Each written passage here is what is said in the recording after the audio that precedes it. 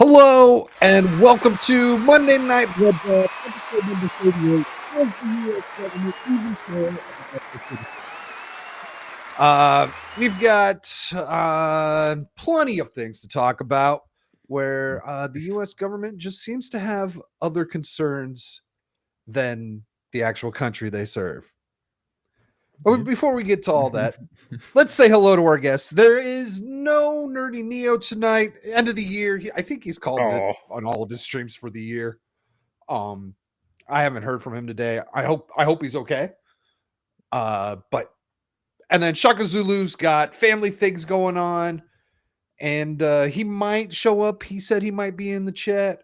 But otherwise, we're going to start with Devil Made Me Do It, joining us for his monthly visit. How are you doing, sir? I'm doing great. Happy to be here. A lot of stuff happened in politics today, huh? Well, it's been a week. Yeah. It's been a week. Yeah.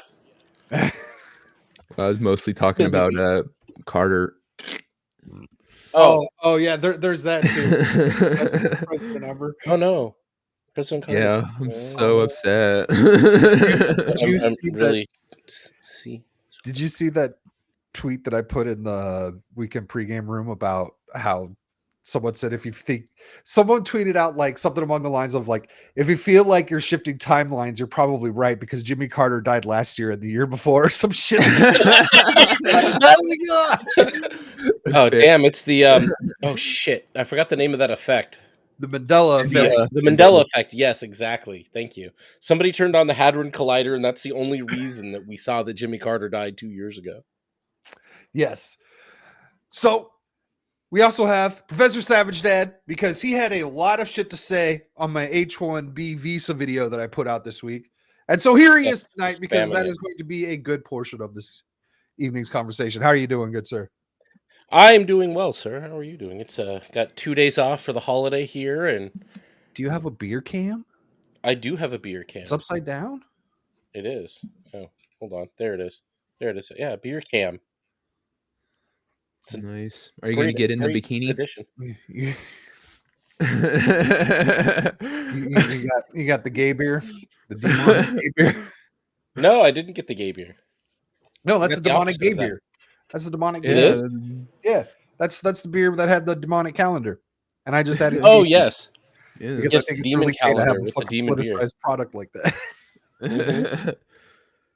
Yeah, half-naked women are demons. It's actually not bad for a light beer. Okay, hold on. Now we got Carl RNG saying Jimmy Carter died right before his 100th birthday. We saw the photo. You mean we voted for Biden? Yeah, conveniently he's dead here just a few months after he voted for Biden and not before. But wait, I thought he was already 100 when he died. Yeah. Yeah, I think he's just past his, isn't he? Yeah, like the day before yesterday. But now RNG saying that he thought he died before, or he remembers him dying before the 100th birthday. I don't know. Mandela effect. Dom, yes, yeah, exactly. We are getting very close to that. Have you been making your arrangements, getting everything in order? What drink? I'm gonna kill Dom in Minecraft. Not to that drink. Yeah. And is that when you guys are gonna have the drink because you're like welcoming him into your home? No, I'm poisoning him. Oh, in Minecraft. Okay. In Vegas. I forgot. I only tagged Kratos. I found a great idea for a video. I'm going to show it to you. Nice. For Vegas. Okay. So now I think RNG is now saying that Jimmy Carter was dead in that photo with his family that they took right before the election. Oh, probably. It looked like it. Would make sense to me too, because you're absolutely right. That looked like that man was gone. There's no way. everyone's staying around going, "Ha," smiling. He just like it looks like he's like literally died. Yeah, And then he looked like he's already fucking mummified. Yeah, And of I think course, Duke Daredevil saying Jimmy Carter never existed. He was a figment of our collective imaginations. Very true. And how you doing, Cash? Prove that that's not right. And hello to Cash. Cal. Late in Green Bay Fudge And Cal. Packers.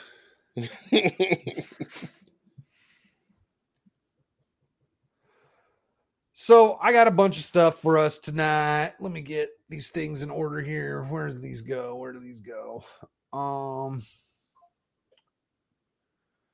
So big news of today is Donald Trump.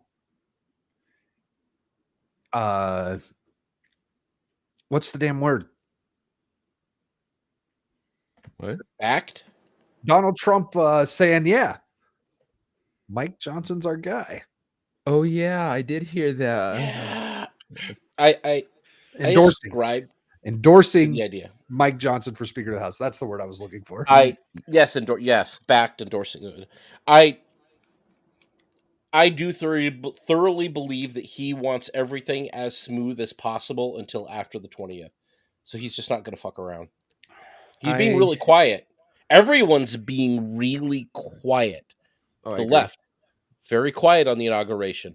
Where is the blue hair and brimstone? Where is the ire, the protest, okay, they're not justice? as quiet as I think you might think they are. I've got something about that coming up. Something that came out last week. Yes, I've heard about that, but I think even the left is blowing that off. If that's what I think you're going to bring up, probably voices on the left are even kind of. But yeah, they're muted, more muted than last time. To me, at least. I just want to remind everyone, and Thomas Massey reminded everyone of this, and this is something I like as well. Trump also supported Paul Ryan. Here's the thing. How good did that go for him? Here's the thing, is he's falling into the exact same thing he did last time. I've said this a couple times. I think the reason we didn't get lock Hillary up after, that was one of his kind of campaign promises, was because I think the Republicans, like Mitch McConnell came to the White House after he was inaugurated and said, oh, you got to play by the, you got to, if you put her away or if you try to press that, the left won't work with you. And if you want to get anything done, you have to. So that was kind of like, okay, fine, I'll lay off of the whole lock the bitch up. I think this is the same thing. I don't think he likes the guy. He knows his base doesn't necessarily like the guy, but I think that this is one of those things where they're like, let this one go. Just give him it. I also don't think that Massey cares for Trump either. Oh yeah, no, I don't think because he's a rhino. He's a rhino Republican. He's an old Republican. Thomas Massey usually votes the way we all would like to see someone vote. Am I sorry, not Massey. The Mike Johnson. Yeah, Mike Johnson. Sorry. Yeah. I was just going with what my head was already heading. Yeah, Mike Johnson. I think he is traditional Republican, which I'm not. I don't like. And so I think that he just, like I said, Trump just figured I'll use my ammo on another battle than trying to fight him. I think Mike Johnson talks out of both sides of his ass. I mean, who doesn't in that place? But I don't think Johnson, if the rules are still the same, anybody can call a vote of no confidence on him at any point in time. It's just that right now is not a good time. They need to get Trump inaugurated and through the process. And then after that, he's probably on thin ice. I don't think he keeps Trump's support after that. Support him. So look, okay, so Johnson was there. Johnson was going with Trump and Musk and Vance to the UFC fights. He was with them at football games. And you know what? Johnson stuck out like a sore thumb in that group. Like he did not look like he belonged. And that wasn't me seeing any sort of bias or anything. He just didn't look like a normal person. He looked like a politician while the rest of them looked like normal people. Yeah. Yep. So I'm saying I don't think I don't think he stands the test of time. I'd be willing to bet he doesn't even make it as long as Paul Ryan did. Ooh, is he the new Mitt Romney? Johnson probably Very now possible. that Romney's He retired. feels like it. He feels like it. I mean that's the Kind thing of though. looks He's like it. still sorry. You're good. Oh no, I was gonna say okay. He may be the new Mitt Romney, but that the right's Overton window has shifted away from that. Like I don't think he's as bad as Romney was. Oh yeah, no. If Romney was in I, charge of shit, it would yeah. have been a hell of a lot worse. But I think it's shifting in the right direction if Johnson looks like Romney now. And, once we get rid of, people still like him or the real fakers out there like the Dan Crenshaws of the world. You want to Oh talk god. about some melting down peachiness in the Now, last few weeks. That guy. I didn't get anything on this, but I heard over the weekend Trump was talking up term limits again. Oh god, I Did you wish I guys knew. hear Dude, anything about that? yes. I I vague, like a little bit. yeah. I wasn't sure if it was Trump or somebody else brought it And up. that would be something Yeah. that would That have was to be Mike Lee who brought it up. something that would have to be a constitutional amendment. And I Yep. think I think more than ever we need these term limits because people won't be able to get to fucking just work the machine however they want. Oh Yeah. god. Yeah. Man, I would love it if Trump, that would be one of the things he really pushed, was not just term limits, but like a fucking goddamn, he was, he promised the first time around to drain the swamp. You're not going to necessarily drain the swamp, but try to fix it a little bit, and term limits and making it where politicians can't become freaking lobbyists an hour after they've quit that job, right? Yeah, That that's has become, huge. yeah, that fact that they step out of their power there, go to work for some lobbying group and make 4 times the amount of money talking to their friends and making them vote for all these companies and all these things that are not good for the American people. uh yeah, that needs to stop too. There needs to If be something that says for like 15 years or 10 years or something after you get out of office, you're not allowed to be a lobbyist for if anybody. if they don't do something, if let's say that they somehow miraculously get a constitutional amendment for term limits and they don't do anything about the lobby turnpike, like that will just get massive. That will just become huge. And then they will literally be the ones running Washington, DC. Yeah, because that's what most their like If they aren't already. their career line that they see. I'm going to become a politician. I'm going to somehow stay in office for 15, 20 years. Then after I'm out of that, I'm going to go work for the lobbying group for 15 years and make a shit ton of money. Like I said, peddling the influence that I gained over that 10 or 15 years. That's what every one of them see. You take that away, a lot of them won't do it because they're not in it to help the American people. They're in it to line their pockets. And if you Money. take away that Absolutely. incentive, hopefully you get people who actually want to get in office strictly for the reason they should be there, which is do the best job they can for the Yep. people that they say they represent. I was just No, thinking, I need a little like stinger for like the Nancy Pelosi update because has anyone heard anything about her since she fucking broke her hip or anything? it Like, should just be like her coming in, but like this for shock. but like If you could just seriously, make a jiggly stinger for him, he'd be here. lifelong politician here. She fucking broke her hip. She's been in the hospital. No one has said a word. It's been 2 weeks and I haven't heard a damn thing about it.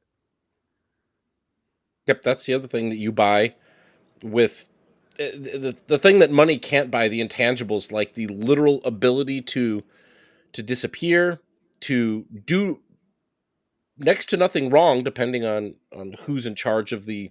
I mean, it's always been the left that's been in charge of the media and had control of the media. So you've been able to get away with literal murder, 50 something of them, and never be taken to account for any of it. But and that's one of those things that, again, the people who are seeking power, that's the kind of things that they're looking for, is the ability to act with near, what is it? Act outside of the law with near, I'm forgetting the word. Impunity? I can't think of the damn word, but immunity? immunity, but like immunity, there's another word, but yeah, basically immunity to all scrutiny or the legal situation fuckery. going on with Pelosi is kind of reminded me of this. The missing Congresswoman Kay Granger, who hasn't been seen for 6 months, was found living in a dementia care facility. Well, Amazing. That's no different than what's her name here in California that died recently. What? Dianne Feinstein. Yeah, Feinstein. She has been like literally knocking on heaven's door. He looked like fucking Jimmy Carter did going into her last vote. Like, Einstein wasn't even capable. Like, she had no mental capability to do her job or make her votes. There was no way that she was reading any of these things. I mean, she was much like Joe Biden, incapable of actually serving mentally in the role. Yeah, and nobody they would did wheel anything her about it. in when they needed her, and that wasn't often. They just let her, She'd just she's be like, not feeling well again.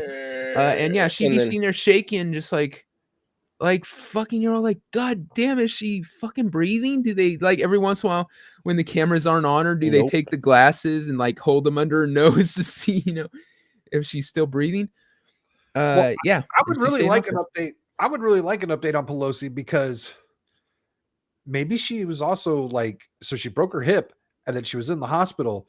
Maybe she's also like on some sort of like alcohol fucking withdrawal. Like, probably she's over there in rehab. She's in rehab, probably.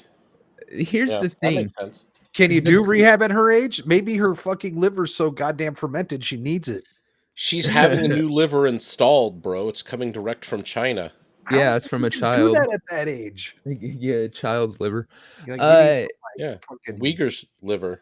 They sell them over there. This lady has been one of their darlings, right? They always sit there and champion how amazing she is and how she's such a great politician and such a great strategist for the Democratic Party. She's been a hair's throw away from freaking the most powerful seat in the world multiple times, and yet she breaks her hip, and they haven't sent reporters over there. You think MSNBC and CNN would have reporters stationed down in front of that hospital wherever she is with updates and shit? And it's been radio silence. We heard about it. You know what? You're absolutely right, because that's exactly what they did with Ruth Bader Ginsburg. Yeah. They were all over her when she was, not all over her, but they were covering it very well when she was in the hospital. Yeah. Because they didn't want her to die before Donald Trump got out. Please hold on. Oh, if you want an update on Pelosi, check her stock trading. So actually, I don't know if I've seen anything on that recently. Just check Shock's search history. She's getting everything set up in the country that she's hiding her money in. That's what probably.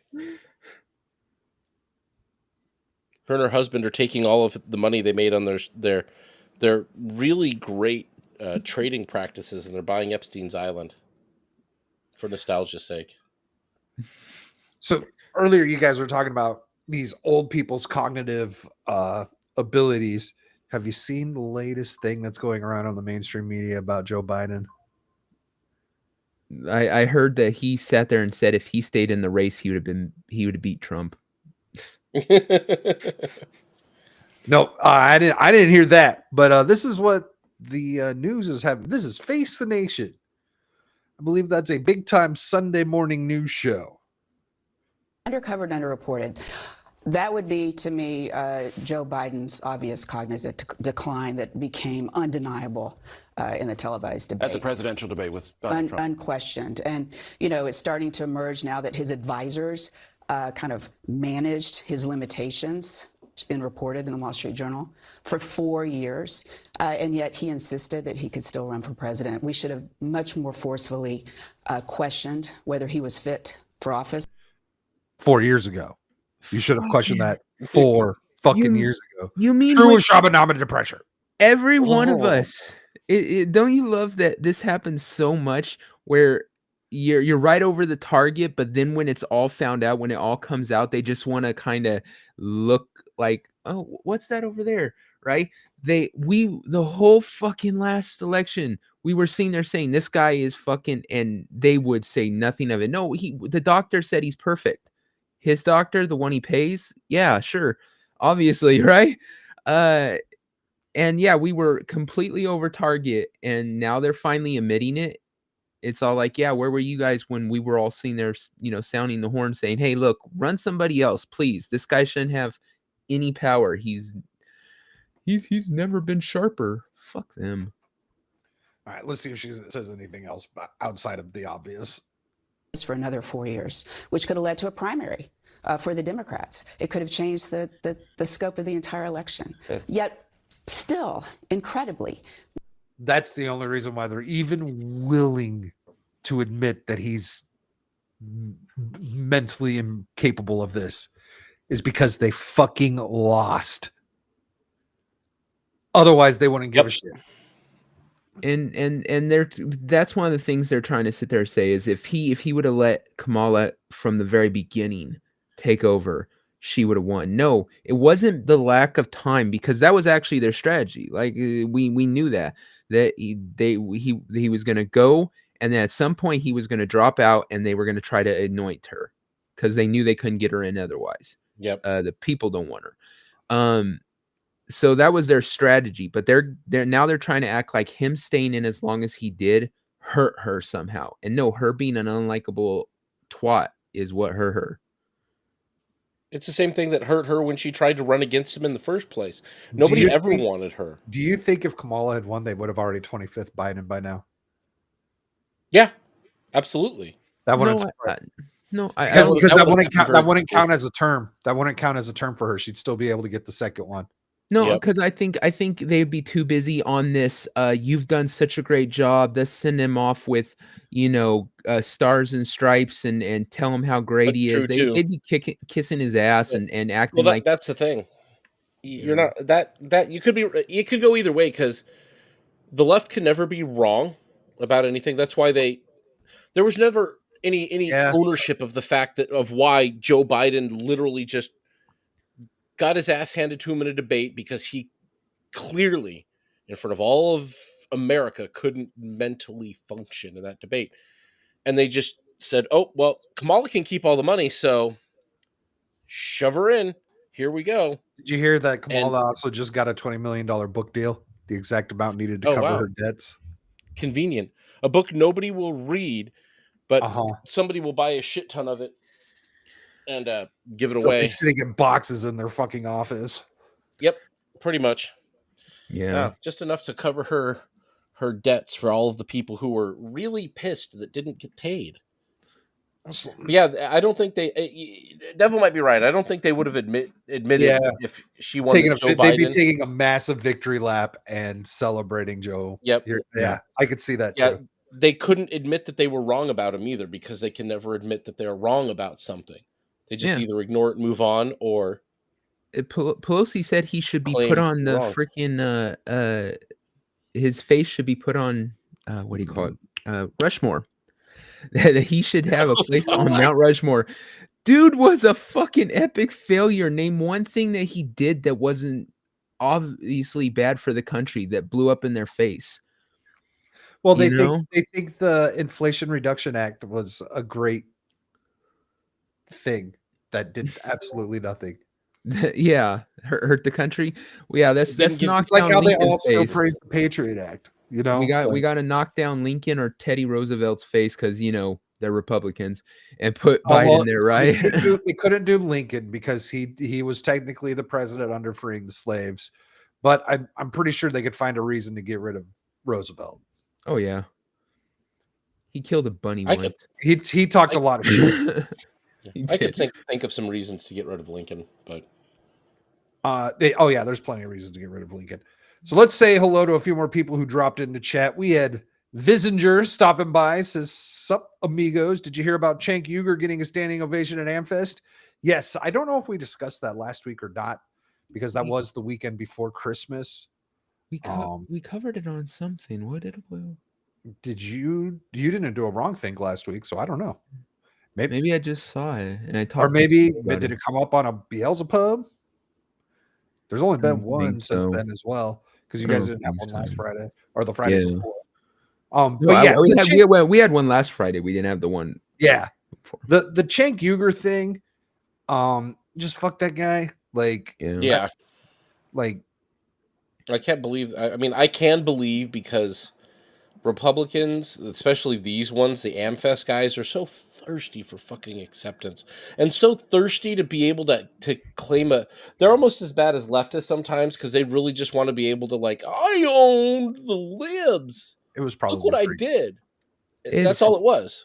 it's which they gave him a standing lame. ovation, but the thing is, Cenk wasn't like he was essentially trying to justify why his side lost because he always, like me, he doesn't like the Democratic Party, just like I don't like the Republican Party.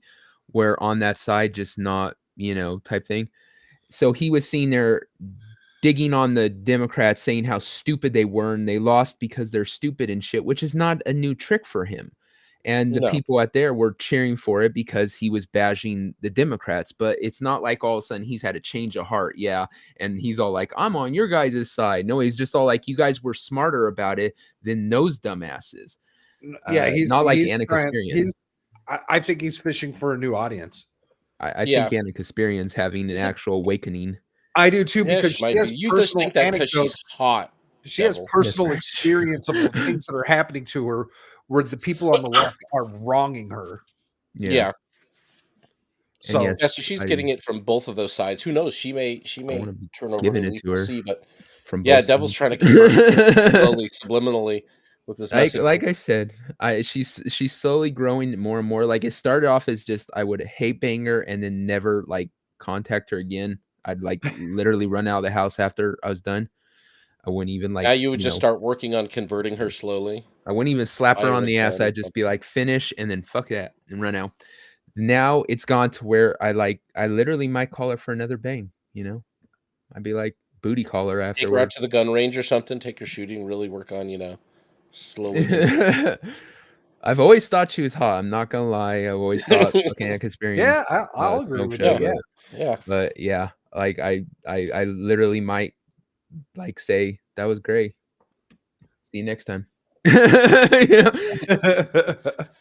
yeah, I think Cenk is just he's like you said. I think he's just trying to get a new audience, and it's more annoying that these guys even brought him on. Isn't AmFest the turning point thing that Charlie Kirk runs out of the valley here?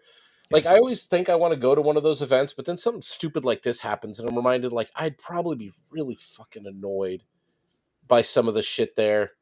It's I don't know that dude, the AmFest AmFest this year was a literal shit show. You had the fucking what's his name, Yiannopoulos, Ian Miles Chong. Oh, no. He can't get in the fucking country, but Milo Yiannopoulos and Laura Loomer bullshit. And then you also had that fucking rapper dude getting fucking sucker punched because he called some dude's friend a demon. What's that rapper's name? The one who said demon about the beer? The guy who called the calendar demonic. What's his name? Oh wow. Oh, I remember who. I don't remember his name, but I know who you're talking about. Bryce. It sounds like this turned into the right wing BET Awards. It's Bryce. Yeah, the one who did not what was it? Brandon. Let's go, Brandon. He did the Brandon song. Yeah.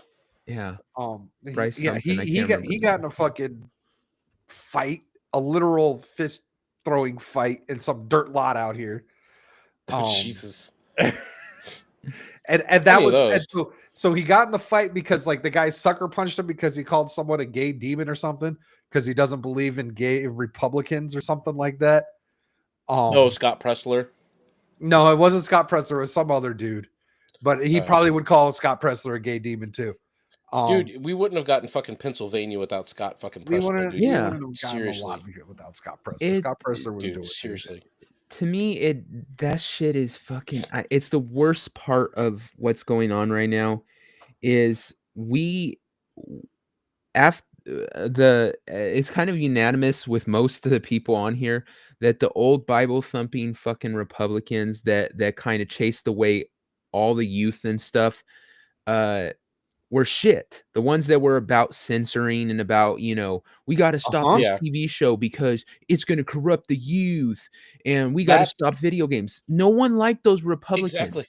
And now you have these fucking assholes like, and I'm sorry if people are a fan of her, Melanie Mack. with this fucking calling everybody the Oh no, F dude, I word, agree right? with you. I muted It's her. so fucking I, annoying. I man. did I mute her? It I got so unfollowed her a while plain. ago, but I keep seeing her shit, so I must not have muted No, her. dude, she has to use like that's like her. If that's your grift, like I get it. Say the word. I don't give a shit if you say it. Yeah. Like it for a second she said it, I was like, oh my god, she said it. Wow. Now it is so fucking played out that nobody cares again. It's not edgy no completely more. Exactly. Yeah. Swear words are supposed to have fucking weight Emphasis. to them. The word that I very rarely use because I love the way it comes off is cunt. Cunt. Yes. That word is Cunt. magical. Yep. You don't overuse it to keep that fucking gravity that Yes. word has. I have made myself use the term bunt cake. One, because I have children, but two, so I don't use. So when I say cunt, like bunt cake is you're a fucking. She's acting like a bunt cake. I'm just tired of her shit. But when I'm really like you fucking cunt, that it really hits. I got my Mormon swear words, and then I've got my swear words. Remember when that used to be like was supposed to have like some kinky connotation to it, right? Like some like originally when I first time I heard it, it was a dude actually saying it to a girl in like a sexual manner. Now it's only used as a fucking insult, right? Well, that's because of the British. Yeah. It's now Australians more than anybody, but I was playing a video game earlier today that's used the word cunny. Cunny. They were all, I've been playing Kingdom Come Deliverance, and like you go and see this herb woman thing, that's like witch, but she's not really a witch. And she gave like some ointment to these women, and I guess to make the ointment work, they have to rub it on their vagina. And like they talk about it before everything happens. It's great game. Go play Kingdom Come Deliverance. The second one comes out in February. Anyhow, where were we? So before we get into our massive main topic, and this is going to kind of pull into the main conversation of does the government care about the citizens? We've got the fear mongering police out. I think so. I have a particular take on this that we'll see how it plays out. But for the past couple months or so, they've been ever since the election, really, they've been talking about bird flu. Oh yeah, I saw and this. so they've got all the same people out doing the fucking already seen this year that there have been press tours here. We got this dumb bitch talking about bird flu. But it sounds like it doesn't. This woman, now this clip, she almost says nothing, and the interviewer drives the whole conversation. How it's supposed to go. Let's watch this. Deborah Birx, I think, might be a moron. It sounds like from what you're laying out, you don't think this country has learned from the COVID pandemic. Our and agencies, there's not a sense of urgency right now. Our agencies are making the same mistakes they made with COVID. The number 2 principle of pandemic is detect. And the only way to detect for viruses is to test. You cannot see a virus through symptoms. You miss so many cases. So pushing those tests again. And that's exactly what this woman was talking about, saying how we need to have tests at home and everything. So they want people to start having the bird flu tests and everything at your house. Maybe we start seeing those mobile test things pop up.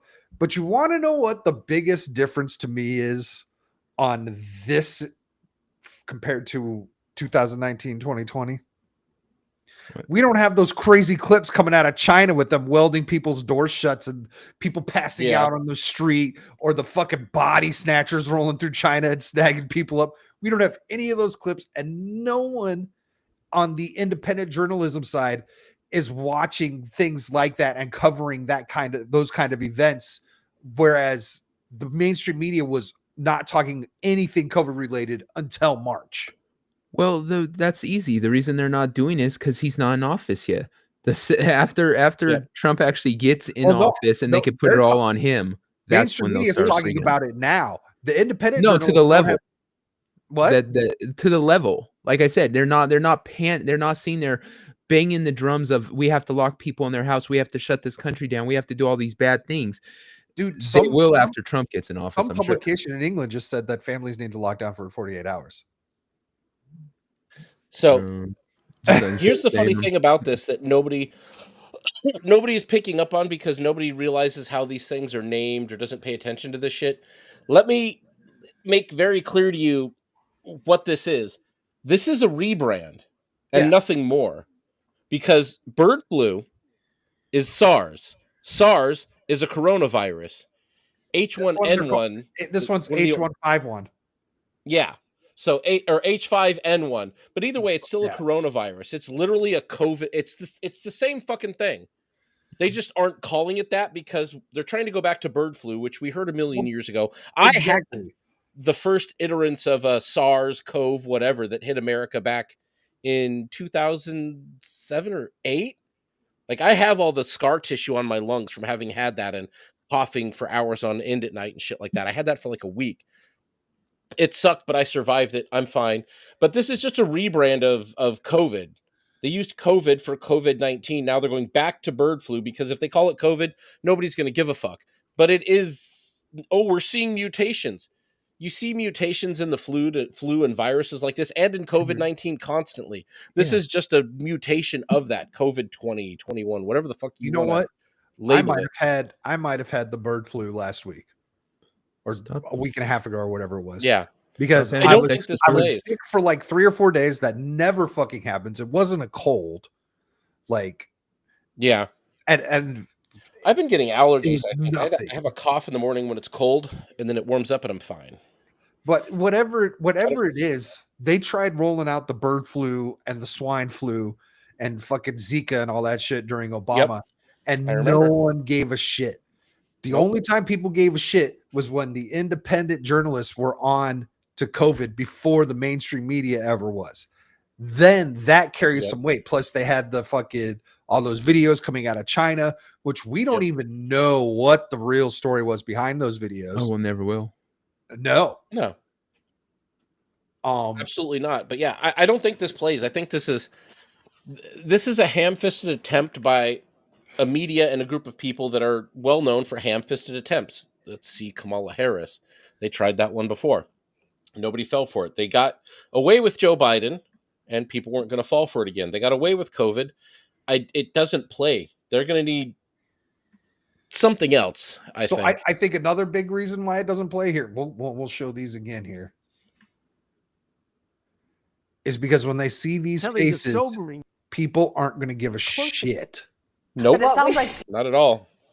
Not from those people. Seeing these same faces saying the same exact shit, running the same exact playbook, no one is going to care. They're going to be, fuck those people.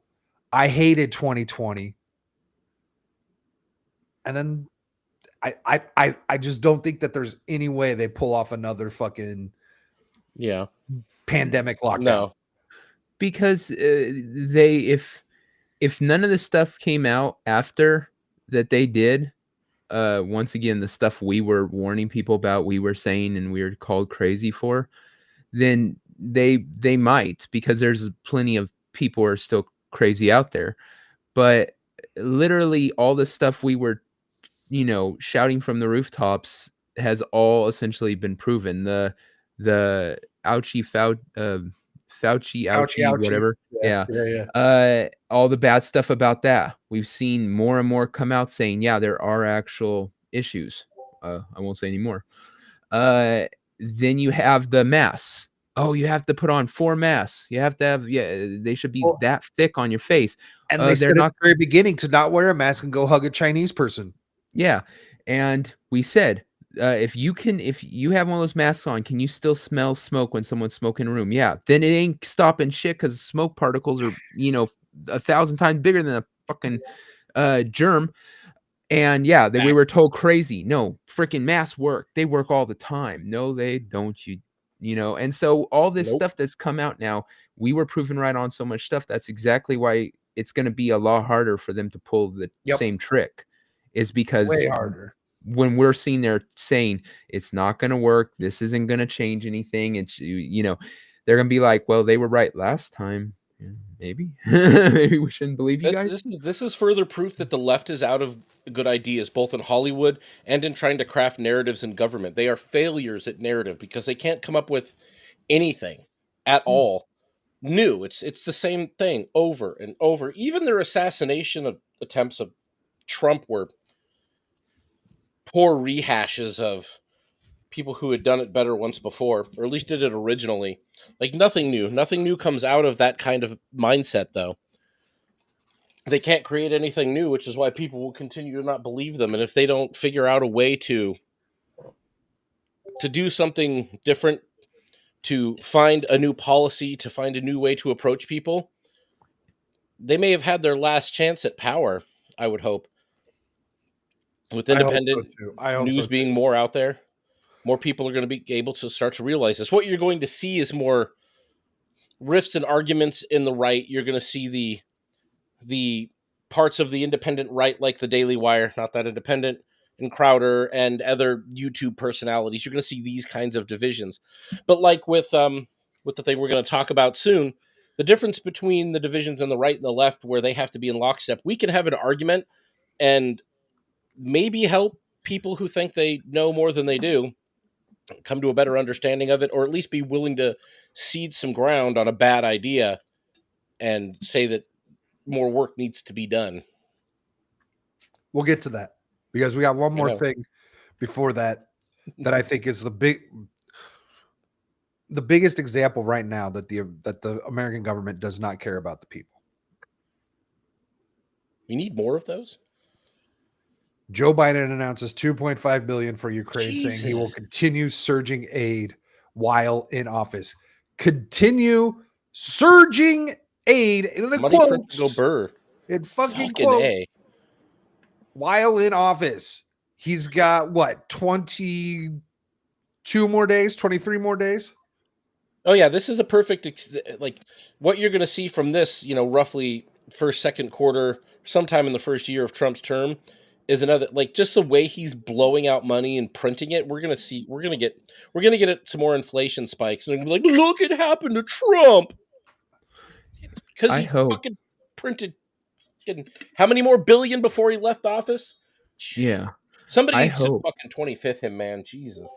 They're not going to stop. We just got a video clip of the mainstream media saying Biden doesn't have the cognitive ability to do this anymore. It's not him making these calls. We are being ran by a shadow fucking government right now. Well, yes. Absolutely. Yeah, that's making a shit ton of money off doing this crap. Yeah. None of them have been running it. I mean, this is the giant money laundering scheme that we are victims of. We're victims of it and facing this tax. Our fucking great grandchildren are victims of this shit. Yeah. Oh, they're gonna be paying it for a while. I hope, and this would be a great thing for Trump to do to further ingratiate himself to anybody who's for real freedom and accountability, is say all the money, every single penny that's gone to Ukraine. Once I get into office, the first thing I'm going to do is do a freaking audit of those books. Oh, geez. I'm going to look at every single penny that went to Ukraine, and we're going to find out where as much of it as we can. Yep. And we're going to be all over this, and we'll report back to the American people where it's all been. You will see these people shit their pants because it's a big money laundering scheme. And a lot of that money is coming back to the pockets of all these politicians that are sending the fucking money over there. And so if we had like a fucking forensic audit that really dove into this and really searched where the money is, a lot of it's in Zelensky's own bank account being put in other places he can get to it, but a lot of it's coming back here to other people's pockets. That should absolutely be done, and they should be given 3 to 6 months to do it or to complete it and turn over all evidence for it.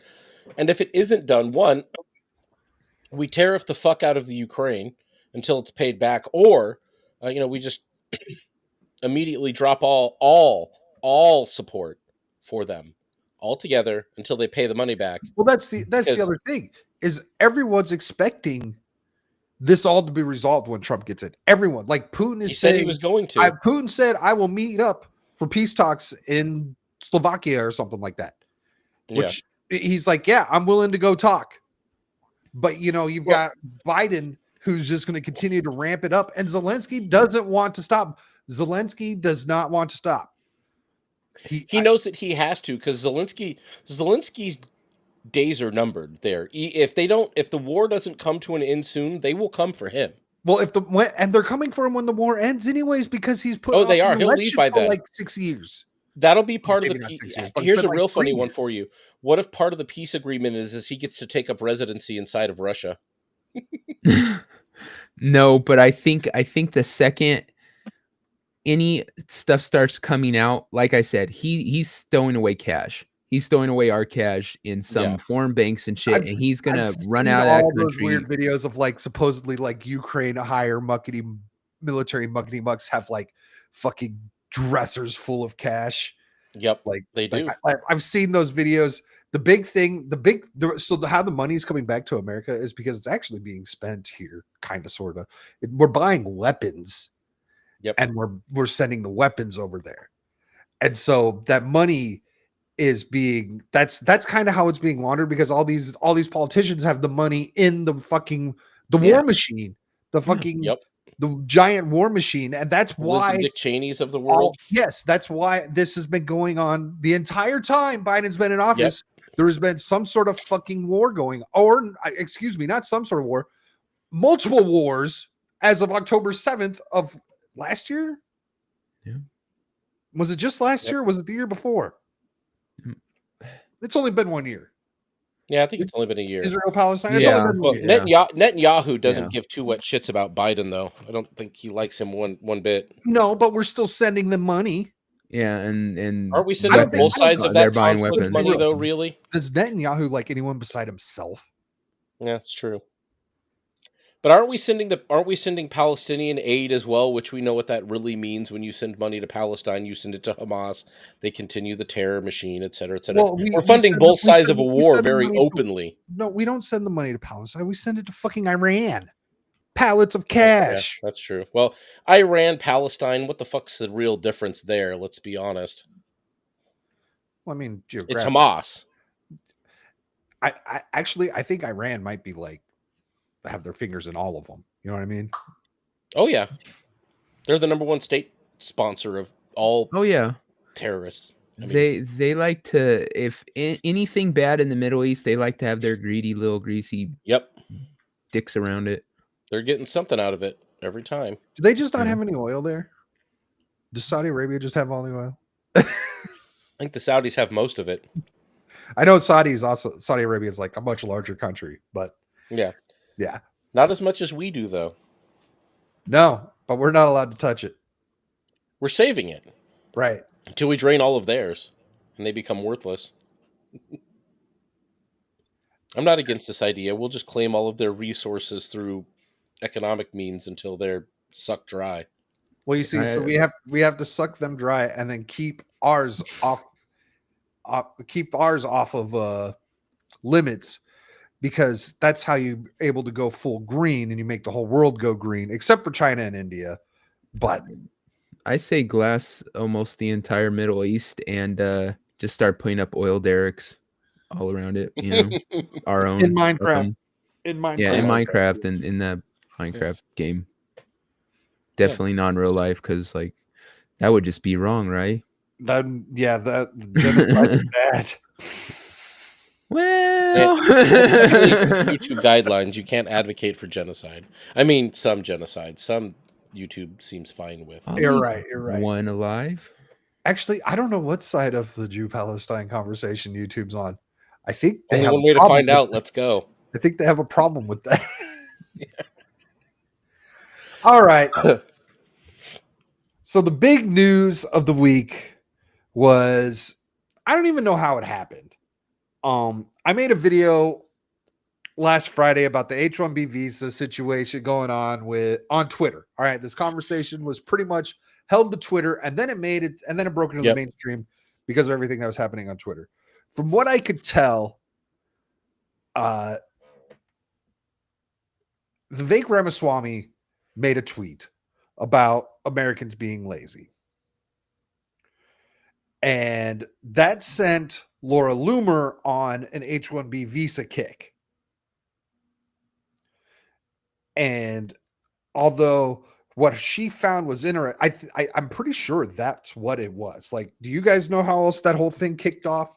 No, I think that's on the right track there. I don't know that, Hey, Neo. like, that he hadn't necessarily said, Vivek hadn't said anything particularly Just specific on it. He was more bitching about not just that, but like he had this, and like you said in your video, this very like, I'm still butthurt about getting picked on in high school kind of mentality about our culture, that the commentary he had about American culture hasn't been in the zeitgeist of American culture for 20, 30 years. Yeah, 20, 30 years. Like, he's talking about shit from when when he probably wasn't even in high school. He's younger than we are. Is he? I think so. I think JD Vance is I'm gonna look 2 him years up. younger than me, actually. So, yeah, look it up and see. But he's got to be near our age or younger than us. Like, He is I don't know 39. He is 2 years younger than I am.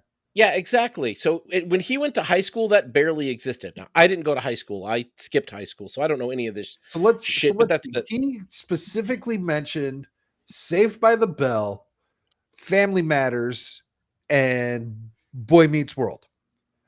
Yeah. So television shows, no real world experience. Saved by the Bell was before those other two shows. And I even mentioned in my movie, like, Saved by the Bell was before I was in junior high or anything. I might have been in like 4th grade, 4th or 5th grade. And like, it was still a little beyond my grasp, right? As far as my maturity and everything, and fully maybe knowing everything that was happening. However, Steve Urkel was definitely in my timeline. I dressed up as motherfucking Urkel for Halloween one year. Like, I got that. But like, him using Stefan, who was like just a minor fucking bit on the show, that whole show. Yeah. It was very small. I think they used it more and more towards the end. Yeah. And that was probably just because the dude who played Urkel was kind of growing out of being able to be Urkel. Basically.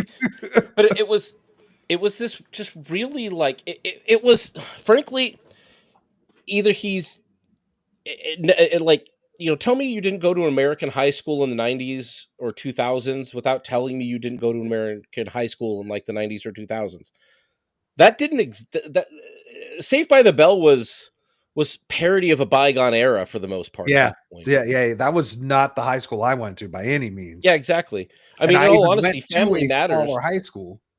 Yeah, I didn't go, but from what I know, I speak from what I see of other people around me or who went, but it wasn't even that way, especially not in college or junior high or anywhere else. And nobody acted like that. Nobody I hung around with cared. I mean, this is to go back to this idea of the golden era that people see the 90s as. Like, you had great TV shows like Family Matters and like Fresh Prince of Bel-Air united people across all cultures and races and creeds, etc. Everybody loved those shows and watched them, even though they you know what, that would have been American families. He would have been able to make his point with that as well, with Will Smith and Carlton. Yeah, exactly. Like, but in all honesty, what frustrated me, he was making such a terrible, shitty point that, like, maybe if you dug back into the 70s, you might be looking at America like that. But my parents, my entire life told me I should be an engineer. My dad was a truck driver. My mom worked at UPS. They both worked menial blue-collar jobs because neither of them had finished high school.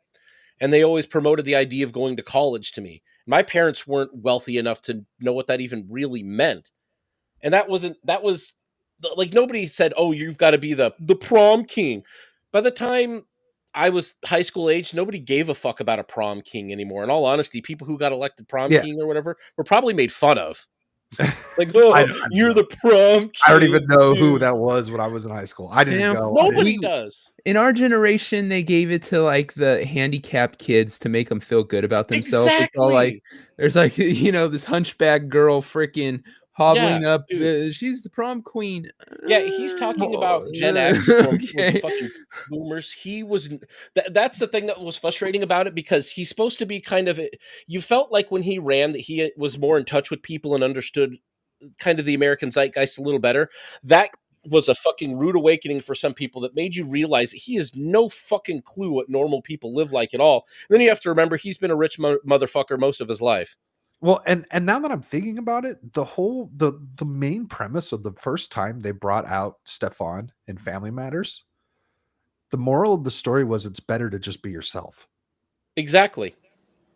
Yeah. He missed so much with that comment. It was so poorly written that I'm shocked he even wrote it. It's like, dude, you seemed like you were in touch. This is a very not in touch statement. You have no clue what the fuck's going on in America if you think that that's the way it's ran today. Now, I don't know a parent still that pushes their child to be the jock or the prom queen. It's all like, you need to go into fucking accounting, database administration, programming. That's how you get rich. So let's talk about the jock. I knew a jock. So I went to grade school through junior high with this kid, right? His name's David. And we ended up going to the same high school. Wouldn't have normally happened, but something weird happened. And so that ended up working out. I was on the basketball team with this guy in junior high. He was a good 4 or 5 inches shorter than me, and he could fucking almost dunk. I couldn't dunk. I was 6'2" at the time. So extremely athletic. He goes on, but he his sophomore year, he's on the football team and he busts his leg and everything's over. Like, he was probably definitely going to play college ball, but he threw it all away for football, which he didn't really even care about that much. He was much more into basketball. Anyhow, the dude was also a fucking genius. The kid was smart. Always had good grades. When I went to school with him, grade school through junior high, it was a private school that had way higher standards than any of these public schools, and he was killing it there. So the whole just because you're a jock and you're popular doesn't mean you're not capable of being more than just that. Yeah. It's very very one-dimensional type shit, and it smelled desperate of him being a nerd in high school. Yeah, that's the thing, dude. Like, this is the thing that he missed about bitching about, the old ways of American culture. It's like, well, the one thing about the jock is that the good ones, the people who are usually good athletes, the quarterbacks, the prom kings or whatever, they have characteristics that your engineers don't when it comes to leading people, working with people, building coalitions. Like, these are the kinds of things that help build America as well. You can't discount. You may not be the smartest person in the room, but you're probably the best one to say lead a group of people who don't necessarily get along, because you know how to talk to everybody. You know how to have a good conversation. You know how to lead people and help people, make themselves better, get work more organized. Like, you have different skills that don't play to, say, engineering. Mm-hmm. And you can't discount those skills in the history of America. They're what helped fucking build us just as much as our engineers. I mean, to sit here and say that all these people weren't able to do this shit, like, we got through 2 world wars and became the dominant country in America long before we started importing people with H-1B visas. And that was because it was a very different society back then than it is today. We value different things, but we can't say that those things we valued back then were. I could also say we were easily smarter than the vast majority of the rest of the world at that point in time. Very true. Right now, you watch, dude, I just watched a video earlier today, man on the street shit. How many stars are on the flag? 100? Oh, fuck, dude. 200? What's the capital of the United States? America? You can't trust those, though, because people say the stupid answers to get on the camera. They know if they say the right answer off the bat, they're not going to make the show. But if they say, and something stupid, then they'll put them on there. I feel like that doubles my point. No, well, yeah, no, it doesn't double your point. Like, they purposely say the dumb thing to be on fucking camera so they can look like a fucking retard. That's stupid. Narcissism, not stupidity, but it is still a problem. It's one of the many endemic issues we have in America, this fucking overabundance of narcissistic tendencies being supported, promoted, coddled in fucking children today. But yeah, I mean, overall intelligence and failures of the education system are right there with it. In fact, they may not be the same thing, but I think they do go along with one another. Now, I don't have the study pulled up, but there's also studies going on where Generation Z is unable to hold a job. The companies are coming out and saying that they're skipping the next graduating class because they lack complete professionalism. They lack the ability to communicate. We've all seen those videos of my day in the life of working at a fucking tech company. So much. And I'll tell you right now, those videos coming from those women, they are not writing code. Those women are on the fucking product teams or on fucking. Oh, you're talking about the Microsoft girl? Well, the Microsoft girl, the Twitter girl, the fucking Google girl, Google chick, they're all on. They're all product management type shit. One thing I will point out about all those videos: those are attractive, youthful females. I think they're fucking that is recruitment material, is what that is. I wouldn't disagree. Put out by an HR department. Those girls may not even work there. They might just be influencers for all we know. But even if they're not, they're in-house influencers. They're hired to do that. Well, to me, it's That's what I think. It's bad bullshit. look, because it just makes people like you said, they're overlooking that generation because actual companies are overlooking those people because of them. So some are and some are not. Some companies that are looking to cut corners and cut their overall operating expense is looking for the younger generation because they're cheaper. And if your workforce is bogged down with very tenured people who have been there for 5, 10, 15 years, and you're paying for all of those stacked wage increases that come every year with your professional development cycles or whatever it is you do, there's certain parts of that you can start nickel and diming out to cheaper people and hire these people that you may not even really need them to put in a full 40 hours a week. You're just employing it, and they're still cheaper than the guy who's been doing it for 10 years. And this will get to another point that we use, but the younger generation is cheaper for very entry level or low level work, where low skill work, where you may get people in there who just like get comfortable with it and stay around forever. There are companies that are looking to recruit young people because it's called cutting your teeth. Yes. Like, so, and eventually they'll learn that. Yeah. I've hired one Gen Z person that I had who lived up to the standard that we hear today. Most of the people I would hire in what I was doing were entry level IT work. And for the most part, they were fine. Did you turn it off and on again? Yeah, it's stuff that they come in, they cut their teeth, and they figure out what they want to do. And I would tell them very distinctly, like, go set up these emails. Fuck. Huh? Go set up these emails. Go in Active Directory and fucking set up the emails. Get them in their hire laptop set up. Salesforce. But it's like, when I'd have my one-on-ones with them, what they wanted to do wasn't that. They want to be in networking. They want to be in cloud infrastructure. They want to be doing security work. They want to do something else. And I'm like, good, come here, cut your teeth, learn this for a year, and then find that. If it isn't here, I'll help you. Well, you got to go learn use me as a reference wherever you want to go. Get it yourself. What? Yeah. So like how that worked for me. So like I started in manual testing. I was a QA. They call them engineers now. Yeah. But and I can hear the argument for an engineer, but everything in tech is an engineer anyhow. So I started in QA doing manual testing and stuff.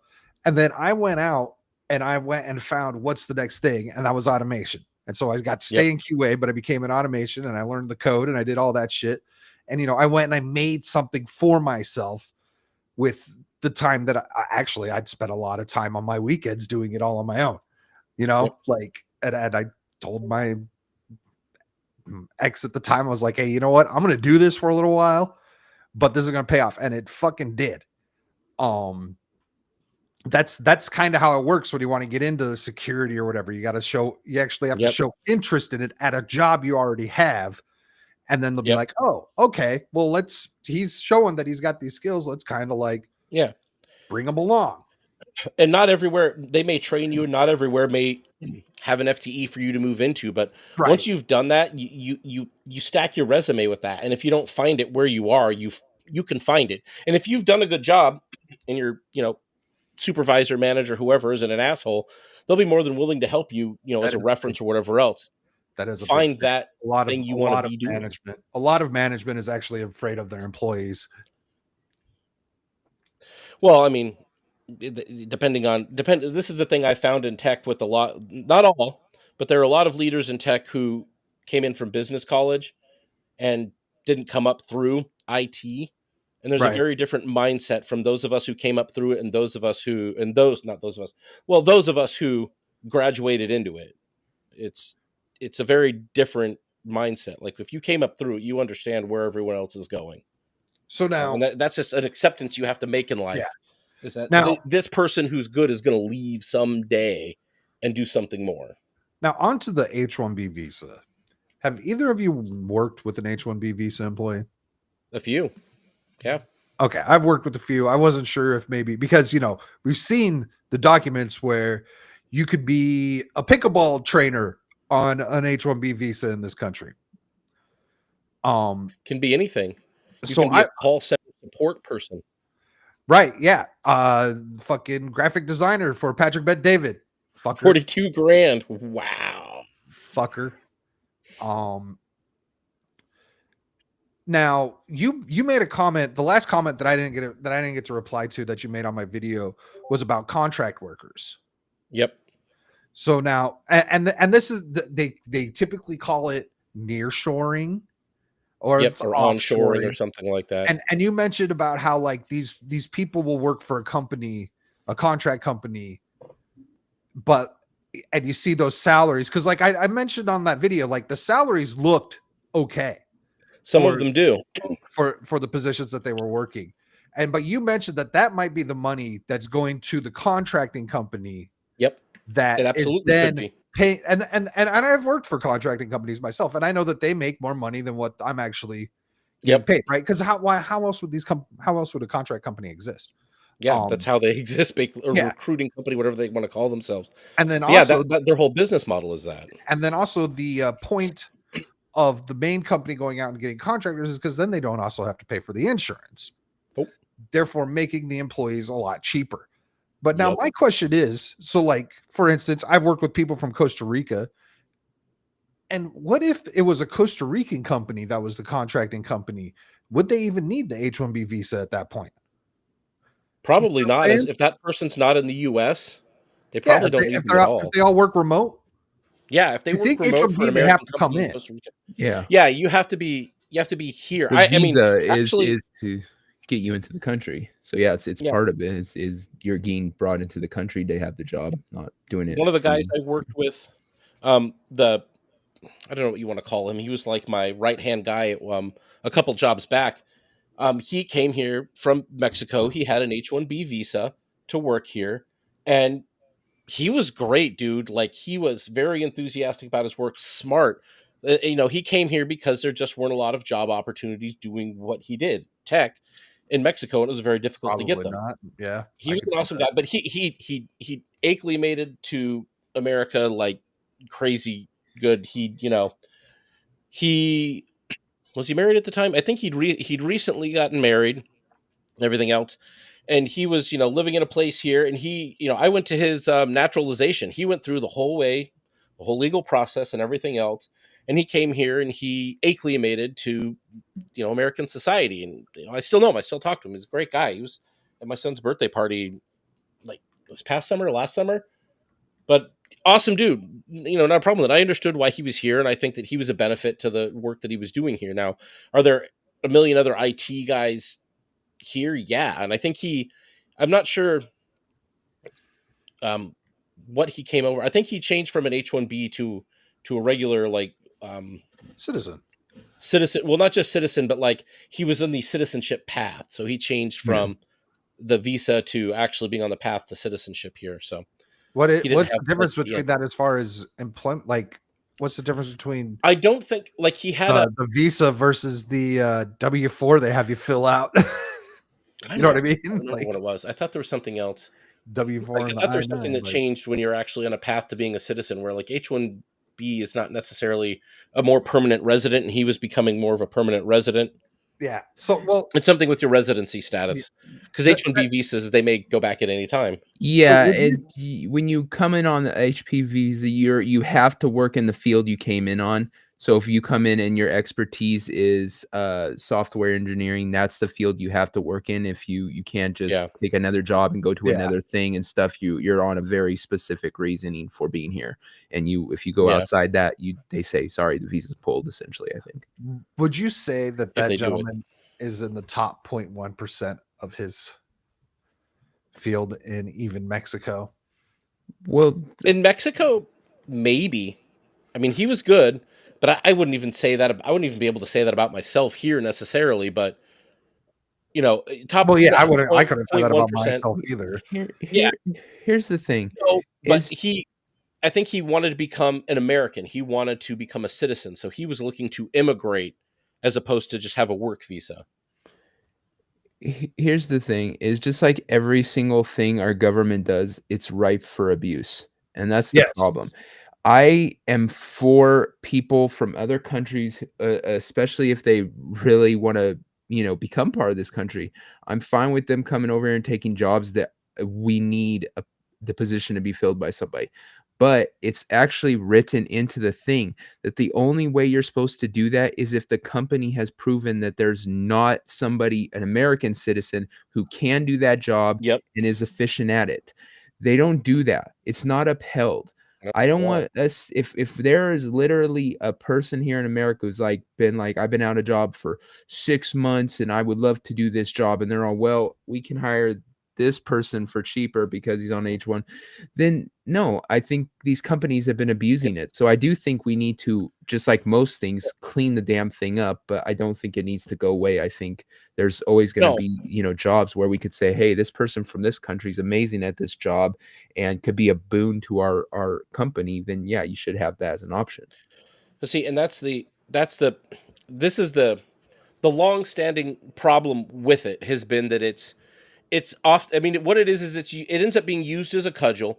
And static, I don't know if you've ever encountered it, my slight brush with it, but every single friend I have that works in technology has run up against the wall of this before, where your IT department eventually becomes expensive. Or what it really is you get somebody in leadership who basically becomes convinced that they can cut costs somewhere to make stock prices look better. Let's just face it. That's what it ends up being at the end of the day, is you're looking for a way to cut your operating costs down because it looks better on the street if it costs you less money to run it. So what do? They bring in contractors. I haven't worked for a publicly traded company in 10 years.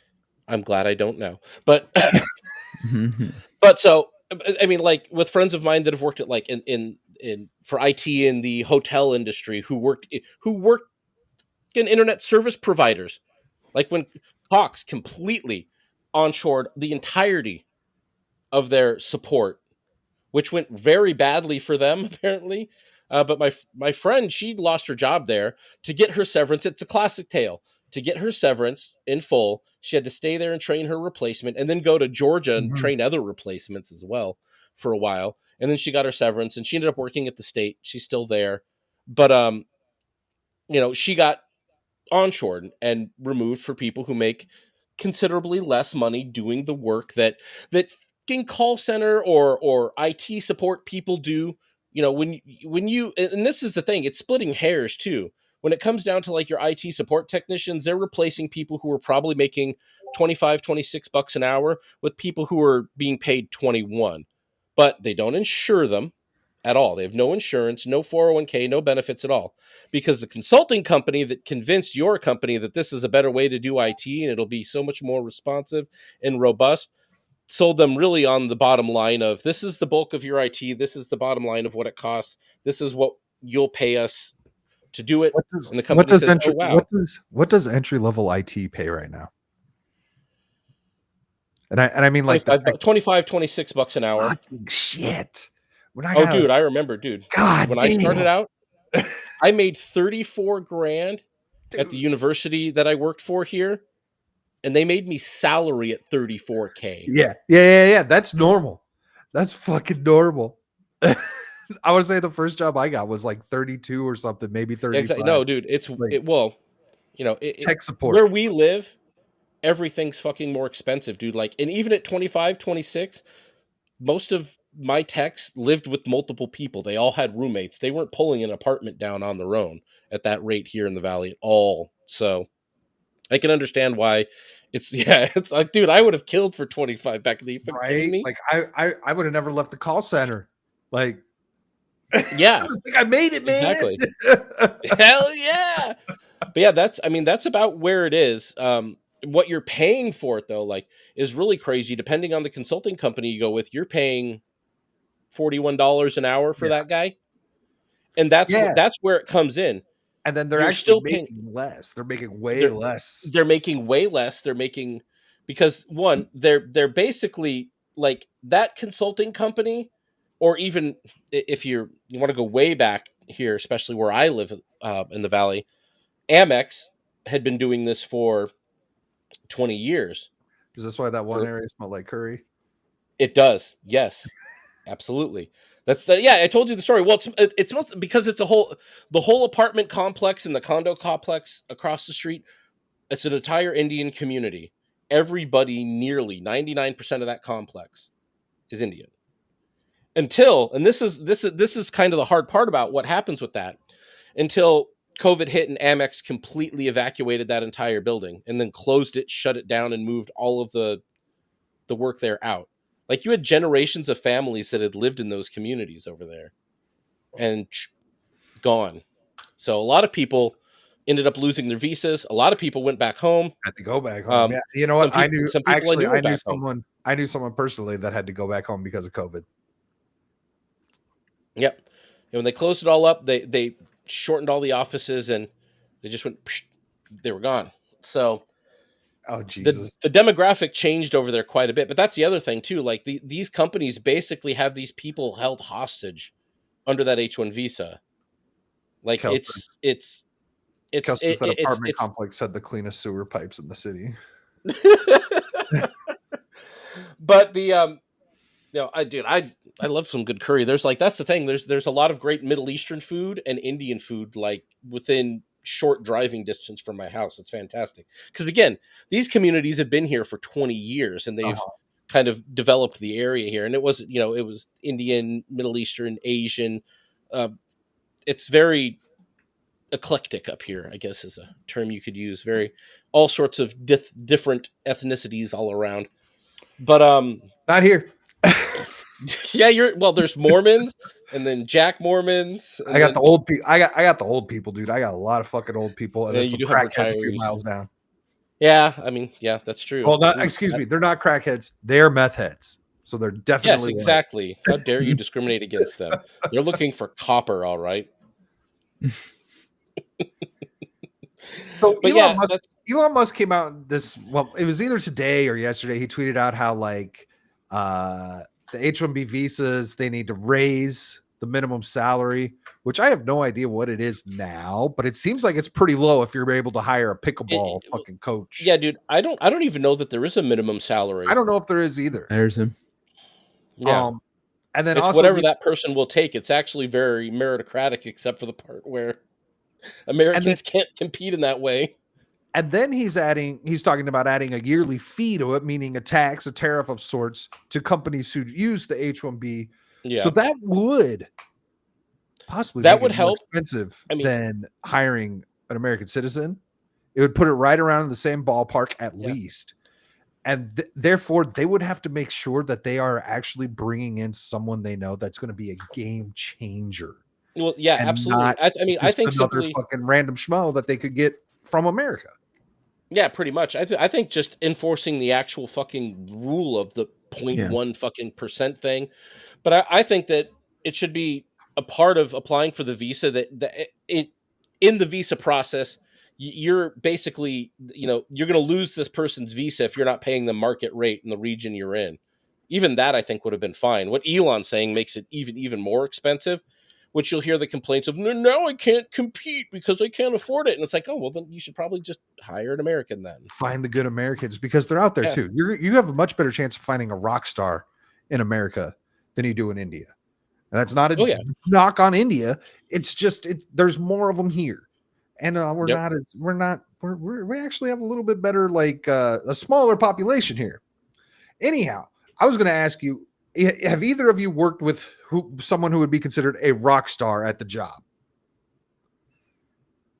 Yeah, I would say so. I had a guy that worked for me that I think he still is undervalued, underpaid, but like he was ex-army, very happy to be out of the service, very fucking diligent, always went out, found work, found shit to do, came up with his own solutions for shit that didn't necessarily always meet with guidelines, but it got the work done. And when you're working in support, that's kind of what's key to doing it. And he also understand how to deal with people. Like, he was great at the tech side. He had all of it. He could figure shit out by himself, not asking a lot of questions. The only thing that held him back was access. Mm-hmm. But he was great with people too. He was very good at dealing with end users, even the most just asinine ones. And it wasn't, we'd go back and we would be like, oh, fuck that guy again. He's like, yeah, I know. But he got it. He got kind of how to approach people. Not only did he have the tech skills, but he also had the soft skills. Yeah, he had the tech skills and the soft skills, which is rare, especially when no one's coming there to be a support technician. They're coming there to be a network engineer, a security guy, which means they don't expect to ever deal with a person, a human in real life. That's what they're looking for. And he was, dude, I would hire the guy again in a heartbeat if I had a position for him, but he's moving up, out, and beyond that. So I worked on getting him because he didn't necessarily see the value in himself nearly as much as I saw it. And I was like, dude, you're getting burned out on this. And those soft skills are going to start to wane. I need to get you moved up. So I made him apply for a, this tier 3 analyst, infrastructure analyst or infrastructure engineer. I don't remember what it was called.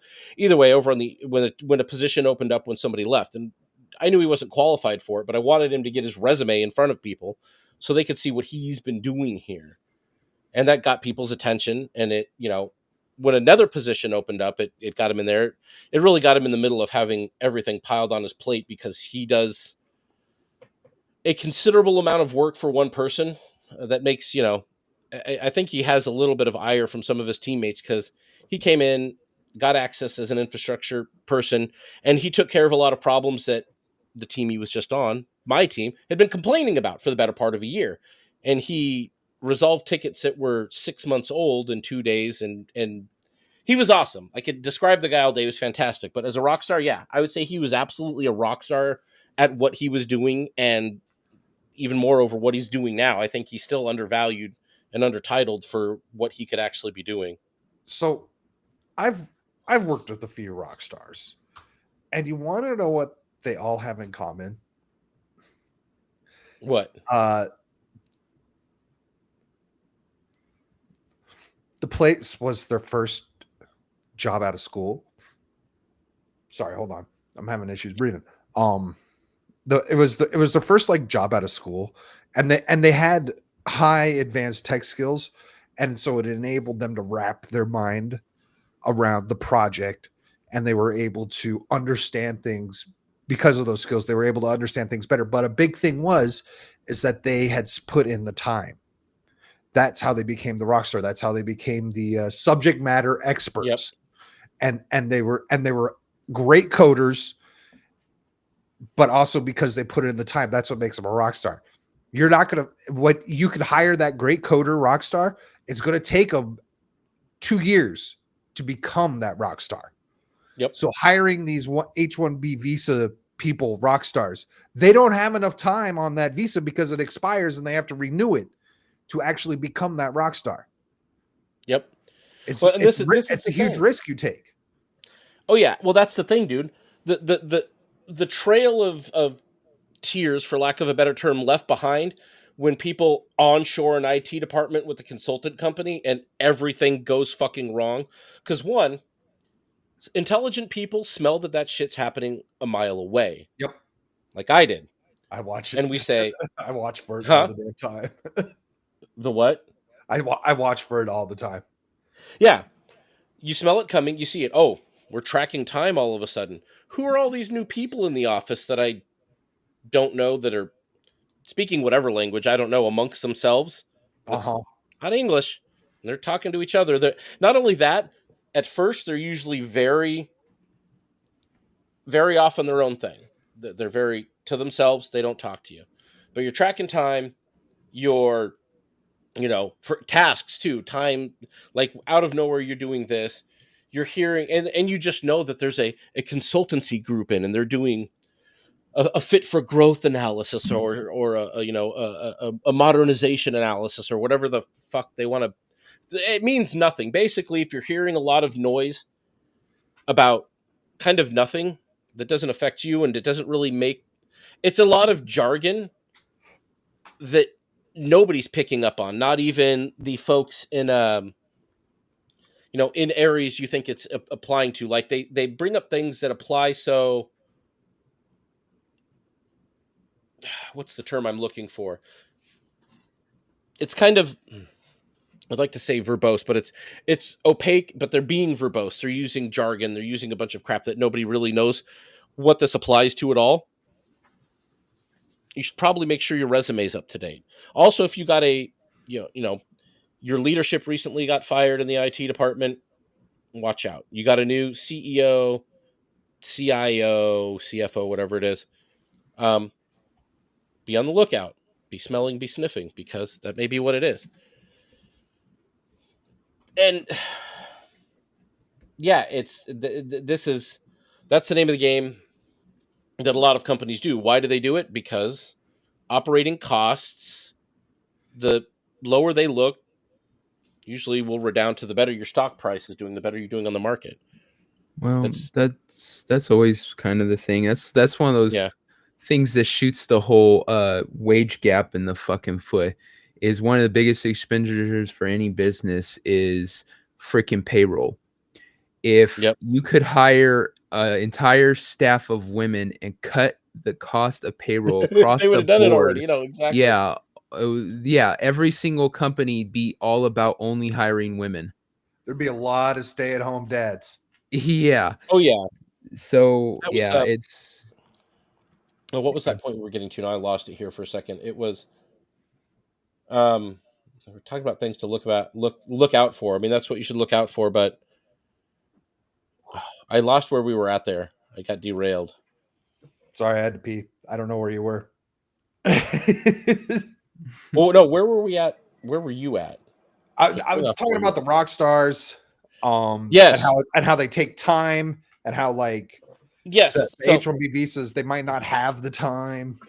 Yeah, exactly. So that's the thing. So the trail of tears felt by most IT departments is the fact that when they realized that everything went to shit because they brought in a lot of people to do work, and no matter how much you've trained, even I'm sorry, even if I'm getting my severance and I've got to train the person to get my severance, I'm going to do a shit job training them. I am literally going to do the bare minimum to get my severance while I look for another job and leave.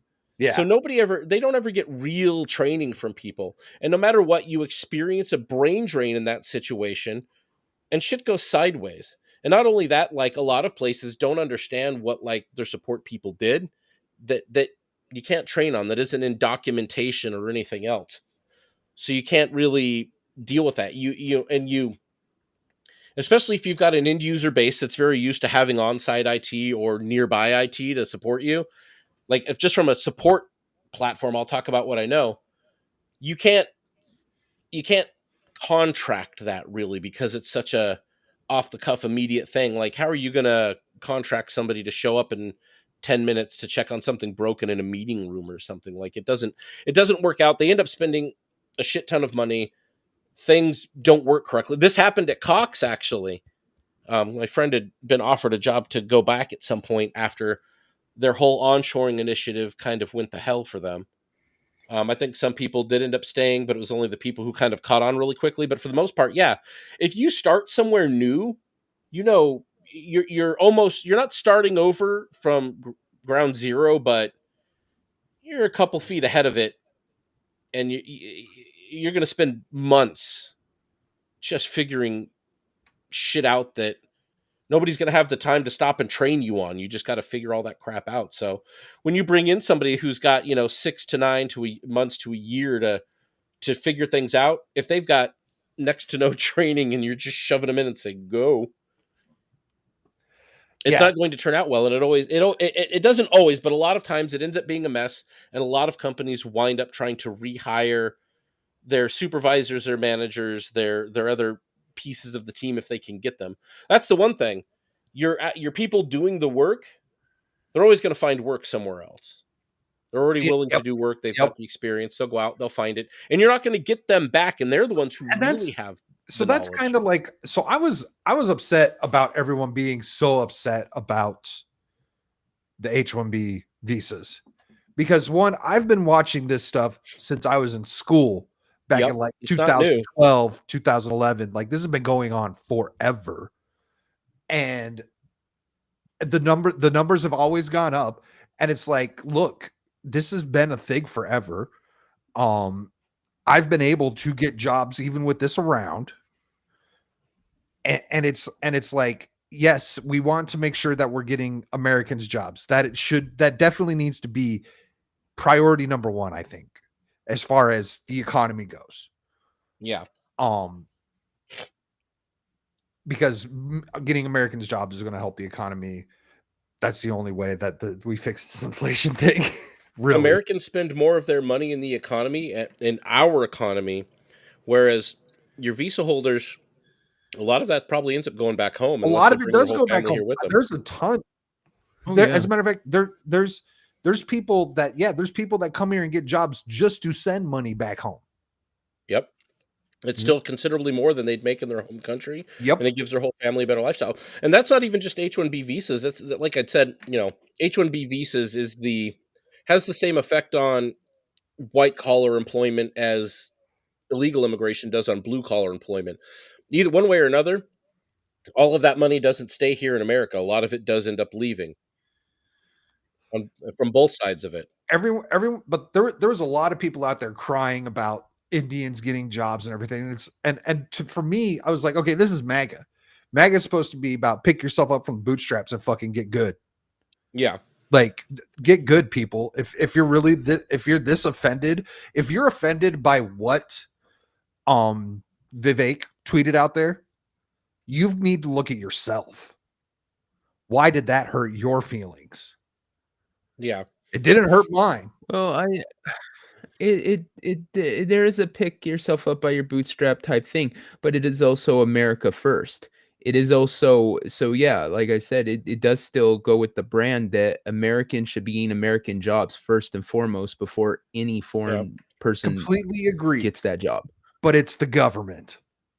Even if it's Trump, it's still the government. This is not I know. You're going to be let down. Like, don't put your faith in that shit ever, because it's only going to fucking hurt you. Or those people. And see, that was the thing. Like what Vivek had to say didn't offend me, but it just kind of made me, realize something, that while I may agree with him on a lot of things, he's still a wealthy guy who's been wealthy his whole life. And there's a massive disparity between what he understands about America and what the three of us here do. I need to there's parts of it that I don't think he ever will. I need to do more of a deep dive on Vivek. There's some stuff that came out that I missed that I need to look into more, because he very well could be an actual piece of shit. Could be. Yeah, I think I know what you're talking about. But even from the standpoint of Elon always grew up wealthy. There are things about America that he'll never understand. That the three of us, it's just a fact of life for us. It's things that we grew up with. We know it. Like these, and this is, I'm not trying to be classist here, but I kind of am. But there's certain things that you understand growing up poor to middle class, or maybe even making it into the upper class, that from being poor, that people who never had to concern about where food was going to come from, or, if they had enough money for the thing their kid needed, they'll, like, people who never had that enter their life or their mind are set up in a very particular way in their heads, and they think about things in a way that is very different. Sometimes I feel like it's kind of short-sighted. Like, you miss a whole part of what it means to be American. And that is the pulling yourself up from the bootstraps thing. There may only be so far you can pull yourself up from your bootstraps, depending on where you came from. But so that's the thing, though, is that's what America's supposed to be about, is it doesn't matter where you come from. It's not and a lot of times, a lot of ways, it doesn't. There are certain people who probably grew up poorer than me that have done far better than me. You have that ability to do it, but it's kind of an outlier. Most people move from, if you do it, you move from poor or lower class to middle and upper middle class. And that's the vast majority of Americans. But that's still a hell of a lot more than most fucking countries out there. That's a hell of a lot more than India. Oh yeah, you're actual not class mobility. The thing is, here in America, you can, doesn't mean you're gonna. Doesn't mean you're not entitled to do better than your parents. It just have that opportunity. It's there. Yeah. No one's being held back because of where they were born. There's no caste system here in America that's holding you back. It's your choices. It's opportunities that you take or don't take. Yeah. You know, it's... You have the opportunity to choose not to go further than you want to have more of a balance. I mean, you know, this is a thing you learn as you move up in your careers. There's a balance between how much time you to spend at work and spend with your family and everything else. And these are decisions you have the choice to make, though.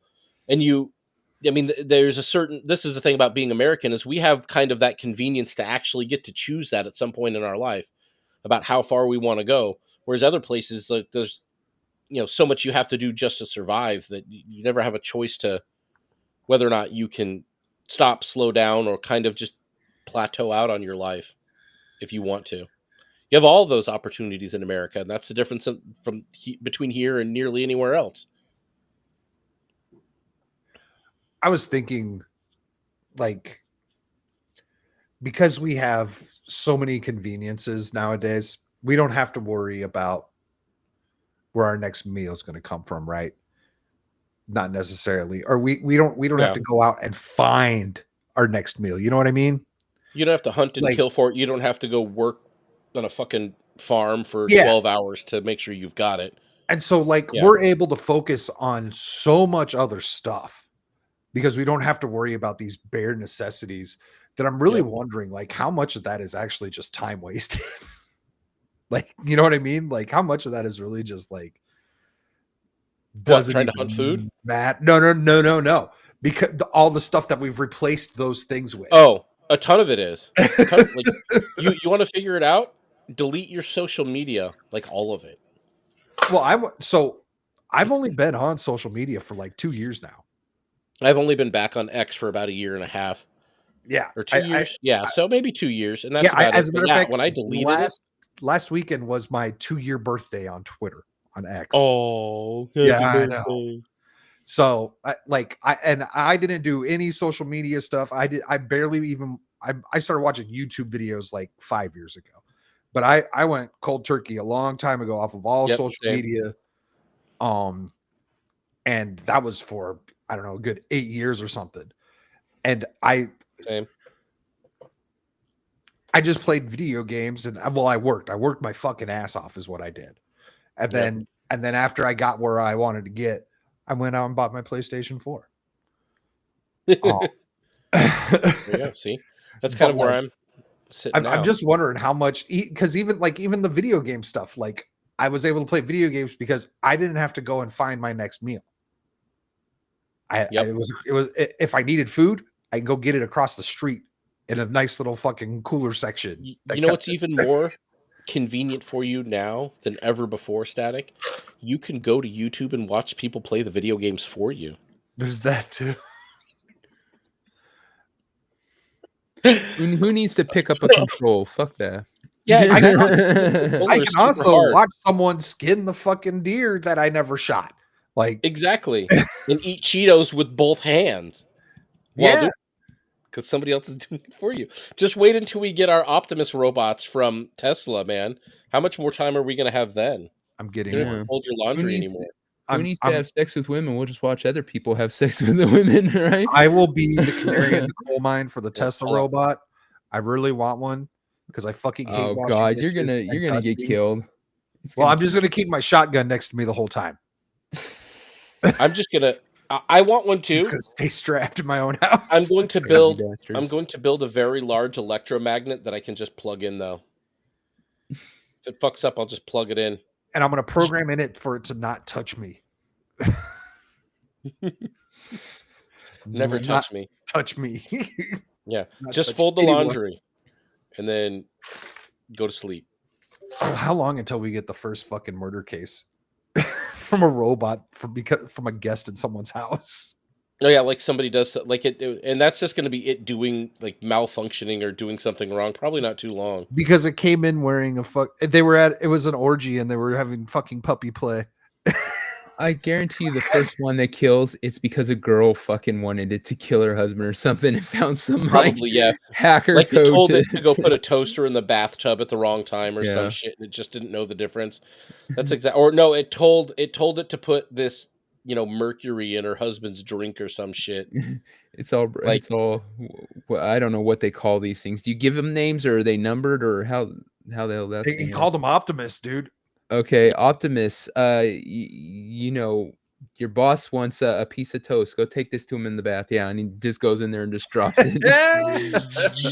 Yep, exactly.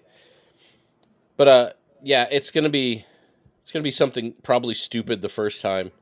Hey, Optimus, can you make me a killer meal? Oh, it's gonna have some sort of pat annoying. We are not allowed to use the term "kill" when it comes to preparing. I don't know. It's Elon Musk. Like Alexa. Yeah, Elon might make it less. I mean, he'll probably at least make it more entertaining, I would imagine, than the Alexa responses used to be. But at least since it's being built by Tesla, at least it won't, you won't have to ask its pronouns before you turn it on, right? So I don't know if it'll be the first death from someone trying to fuck it, but someone will get their dick ripped off. Oh yeah, absolutely. It's gonna be somebody's gonna fuck it before it murders anybody. Like by far, it'll have a sexual assault against the robot or something. There's gonna be some power surge, and it's just gonna pop their dick like a fucking bubble. How long? Here's the real bet. How long until somebody marries one? Ooh. Oh, instantaneously. I guarantee you. Dude, at most, yeah. There's some Asian dude who's gonna marry one like day one. Oh, yeah, because I think he said you could make one into a cat girl. Yep. Oh yeah, he's gonna have all sorts of mods for those bitches. Oh yeah. I'm still getting one. The third party's gonna have tons of them with like porn shops are gonna have Tesla attachments like coming out their ears. How many guys right off the bat are gonna have to take all those sex mods off, like have them like detachable, and every day they wake up and have to replace the butt area and get rid of the oh man, I already wore out my 3D printed vagina. The fake boobs, the rubber boobs go away, and all that shit. Like, oh shit, my family's coming over. I've got to take the tits off. Yeah, no, it just looks like a robot now. And then in his closet, there's all the girly parts just in a box sitting exactly. there. It just looks like a fucking murder happened in there. It's like an episode of Dexter in his fucking closet. So Cloud says a Japanese man married a Hatsune Miku AI. I don't know what that is. Cloud knows what that is. I'm guessing it's a robot. It's something goonerish. Cloud's got 6. Probably some sort of sex bot. Probably. Or sex doll thing. And Neo asked earlier if I had ever seen iRobot. I have, but like not since it came out on DVD. So yeah, it's been a while. Savage, did you just take off? Because I got one last thing I wanted to bring up that has to do with all of this. No, I was just trying not to eat a cookie on screen. Completely understandable. Just making sure you didn't go take a piss or something before I brought this up. It's not oatmeal cookie, you're allowed. I'm in the garage. I can just do it on the floor. What, the sex robot? No, the peeing. Right. So did you guys see this? Trump imposes a social media ban on cabinet picks after MAGA civil war over migrant visas. This came out today. And, probably smart. In a stunning move, Trump's chief of staff, Susie Wiles, told those who will become his top lieutenants to get anything they put on X or other networks cleared first. It came after a MAGA civil war erupted this week over issues of visas for skilled migrants. You see, this is they have to use that word. Mm-hmm. While this instruction has been delivered previously, I am reiterating that no member of the incoming administration or transition speaks for the United States or the president-elect himself, Wiles wrote in a memo reported by the New York Post. This is also probably why you're getting tweets from Elon Musk saying we need to post more positive things. Probably was. He probably got his hand smacked pretty hard. Yeah, he was probably... Especially after his blow-up, dude. That was autistic. It was very, very autistic. And you know what? I haven't even been able to get into the bannings and the fucking demonetizations. I haven't been able to spend any time. I've got a bunch of stuff bookmarked for it, but I haven't had any time to actually like look into what happened. Oh yeah, I saw some of it, like the bannings, and some of them posted a fake picture, and he was looking at like really small accounts. So it's like that's why I kept tagging him. I was trying to egg him on. I was like, "Come on, come after me. I'm a tiny account." He ain't got time for all that. Mm-hmm. So accordingly, all intended nominees should refrain from any public social media post without prior approval of the incoming White House counsel. It was unclear what sparked the crackdown, but Senate confirmation hearings for cabinet nominees are due to start in the new year. That's coming up. We get it soon. Mm-hmm. Earlier this week, Tesla billionaire Elon Musk, who led Trump to range, who will head Trump's Department of Government Efficiency, DOGE, threatened to go to war with MAGA Republicans as he defended visas for skilled workers. Trump sided with Musk after a fierce debate, including on social media, sent some of his supporters into a meltdown. I hate how they do that. It also came as Democratic senators are fiercely fighting some of Trump's cabinet picks for his second administration. They have little power to prevent Trump's choice from taking their new posts. After the 2024 election, the Senate flipped red, giving Republicans more seats. Cabinet confirmations only require a simple majority in the 100-member chamber. That means as long as Republicans stick together. You see, why were people... Someone was talking about worrying about confirmations with not getting Speaker of the House settled soon enough. I'm like, but that's all the Senate. Like, that has nothing to do with the House. Probably friends in the Senate or some shit would be my guess. Who knows what the negotiation was there? So that means as long as Republicans stick together, Trump should be able to put his team in place in the new year. Thank God we've got more seats in the Senate. Yeah. The most controversial picks include Pete Hegseth to lead the Pentagon and Kash Patel to head of the FBI.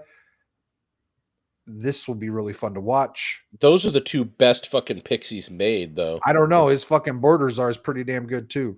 Oh, Homan. Okay, sorry. Those are the top three, then. Yeah, Homan is fucking... Oh, and then also, I kind of like her being in charge of what is she? I don't have a problem with it. I like, and the reason why I like it is because they fucking target her this last year. Otherwise, I wouldn't want it. I'd like, she's a little too lefty, but you know what? Yeah. She might have some shit to fucking cook after they tried to say she was a spy. The white streak in the hair does it for me. Yeah. Oh yeah, it would. Yeah. Definitely swiping right on that. I can see that. Mm-hmm. Also, the spotlight is on Robert Kennedy Jr., which is another very interesting pick for the Health and Human Services, and Tulsi Gabbard, who he wants as his director of national intelligence. I did not see that coming. Gabbard for DNI. I did not see that coming. There's Pete Hegseth, and then there's Homan. The incoming White House counsel will approve nominees' social media post is expected to be David Warrington. That's a name that I am not familiar with. Mm-hmm. Last month, Trump announced that Warrington, his top campaign lawyer, would serve in the role. Interesting. Trump said, Dave has represented me well as my personal attorney and as general counsel for my presidential campaign. He is an esteemed lawyer and conservative leader. The recent row involving Musk was over his support of the H-1B visa program, which allows highly educated immigrants. You see, this is all horseshit. This is extra fluff. Complete horseshit. This is extra fluff that's not true. This is to frame the conversation that's being had. Yep. Tech companies have used H-1B visas for skilled foreign workers, and they say they are a critical tool for hard to fill positions. Sorry. Yeah. Bullshit. Yeah. It's all drink of water. This is all fucking posturing. This is all horseshit. Yep. But some members of Trump's movement have accused Musk and others in Trump's new flank of tech world supporters. You see, I don't like this tech world thing either. Of pushing policies at odds with the American First vision. And it's not wrong. They're not wrong. Mm-hmm. They argue the system undercuts U.S. citizens who could take those jobs and have called for it to be eliminated. Yes, when you're hiring customer service out of fucking wherever, and you're not looking at America first, you're being a fucking asshole. Yep. Musk's remark about the visas came after Vivek Ramaswamy, who will co-run the Doge with him. That's an interesting way of putting that. Suggested this week that American culture was to blame for its need to hire foreign workers. He didn't say that, though. He wasn't saying we need to hire foreign workers. That's another thing that people were getting upset. They got all butt chapped over his tweet, but he didn't say this, that the culture was blamed for its need to hire foreign workers. He didn't even say anything about hiring foreign workers. Yeah. Like I said, it's to me it's stupid. They're gonna, no matter what, what the news organization this article in, what's the website? This is Daily Mail. Okay. Cause yeah, can't recognize all this shit going. Yeah. No, to me, this is, the whole argument's kind of stupid. Like I said, I have no problem with bringing people in from other countries as long as it's not taking jobs away from America. We should be trying to, get the best from the world and bring them here. It's like, I believe that countries in a lot of ways should be run like companies. It's one of the reasons that Trump does so well with the economy is because he's running it like a company. A company should always try to pull the best talent, the most talented people to itself, even if it takes it from other companies. Poach their workers. Why? Because they'll make your company better, and that's your job, not making that company better. So yeah, I think we should. I mean, it hurts those countries, but I give two shits about those countries. So yeah, pull in the best talent from around the world. But like I said, at the same time, I don't want them to take jobs away from Americans. So.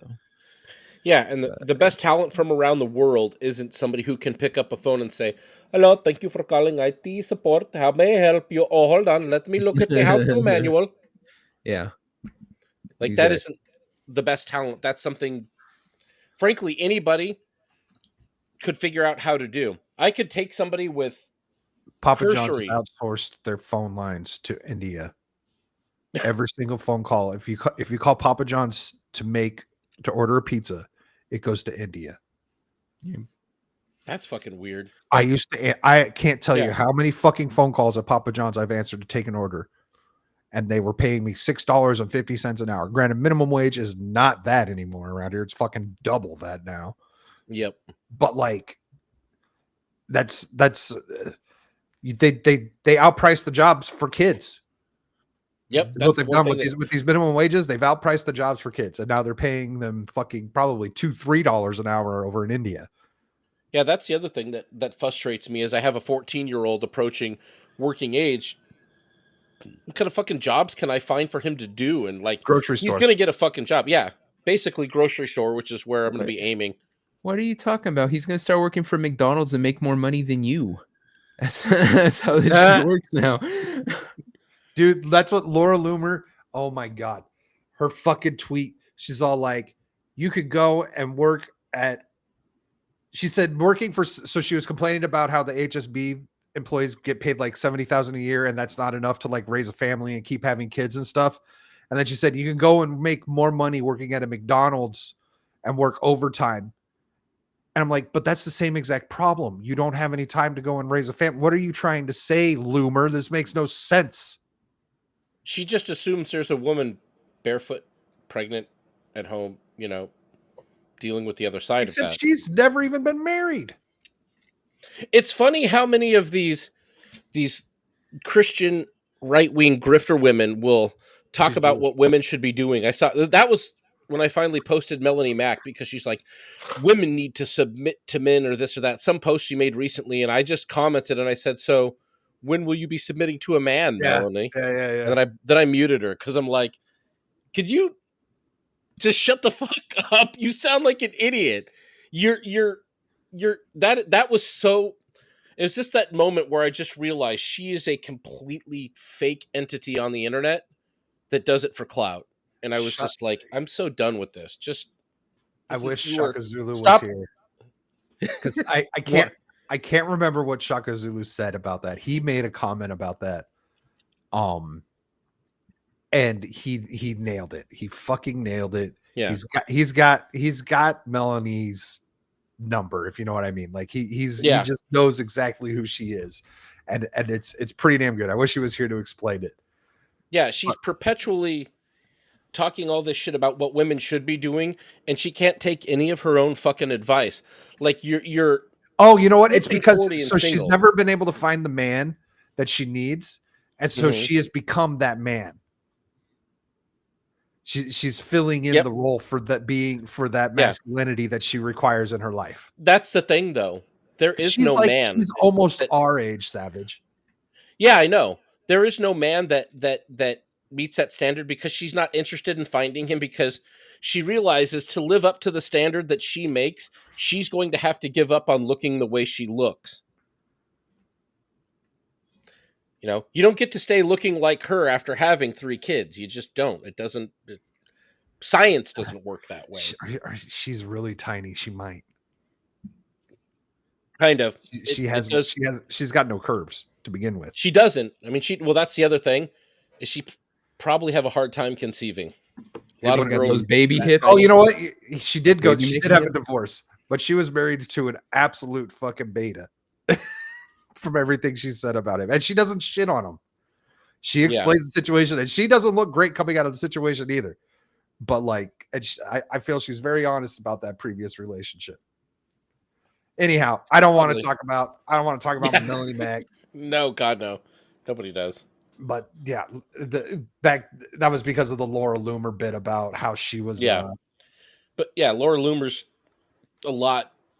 Laura Loomer rings like Melanie Mac for me, kind of just more political, less gamer girl wannabe.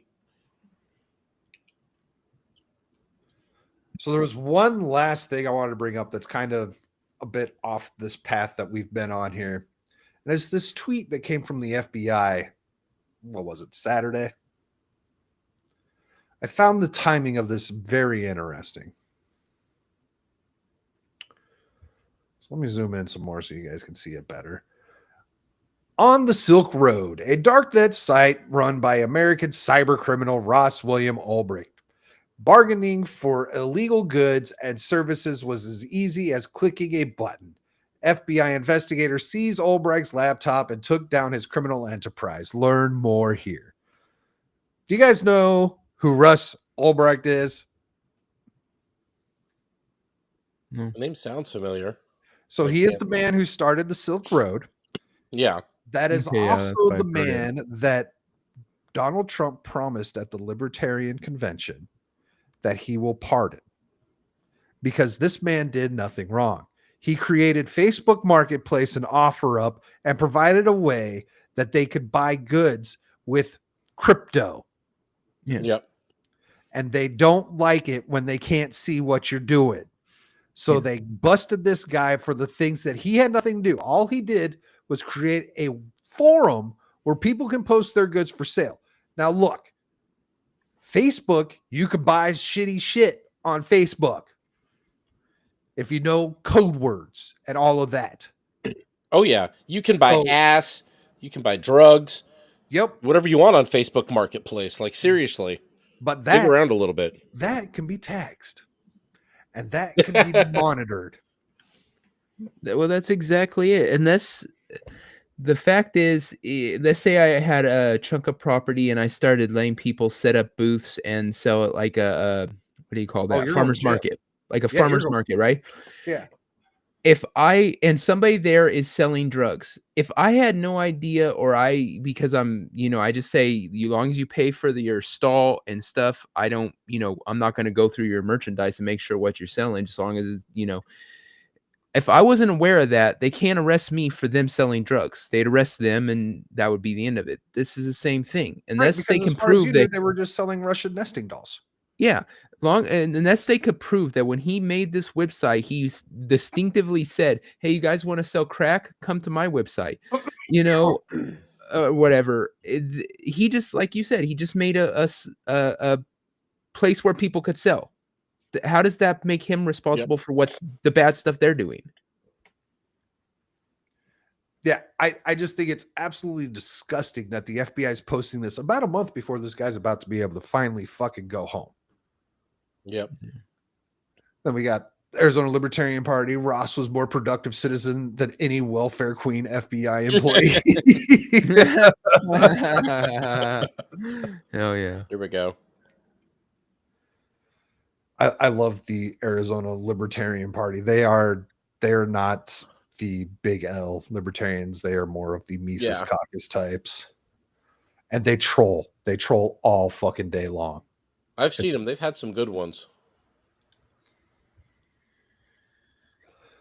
So yeah, that was it for me. Was there any other topics you guys had in mind? I didn't have anything. Just unless ranting about the H-1B shit. Yeah. Devil looks like he doesn't like locked doors. Yeah. No more locked doors. Like I said, I'd have to put just this button and then start doing the crip walk. Right? Get you one of those dogs. Yeah, no. Every time I throw on this flannel to freaking keep a little warmer, and and then with my slouchy beanie, it makes me look like little Joker. That was the guy's name. Yeah. No, I'm bilingual. There's a difference.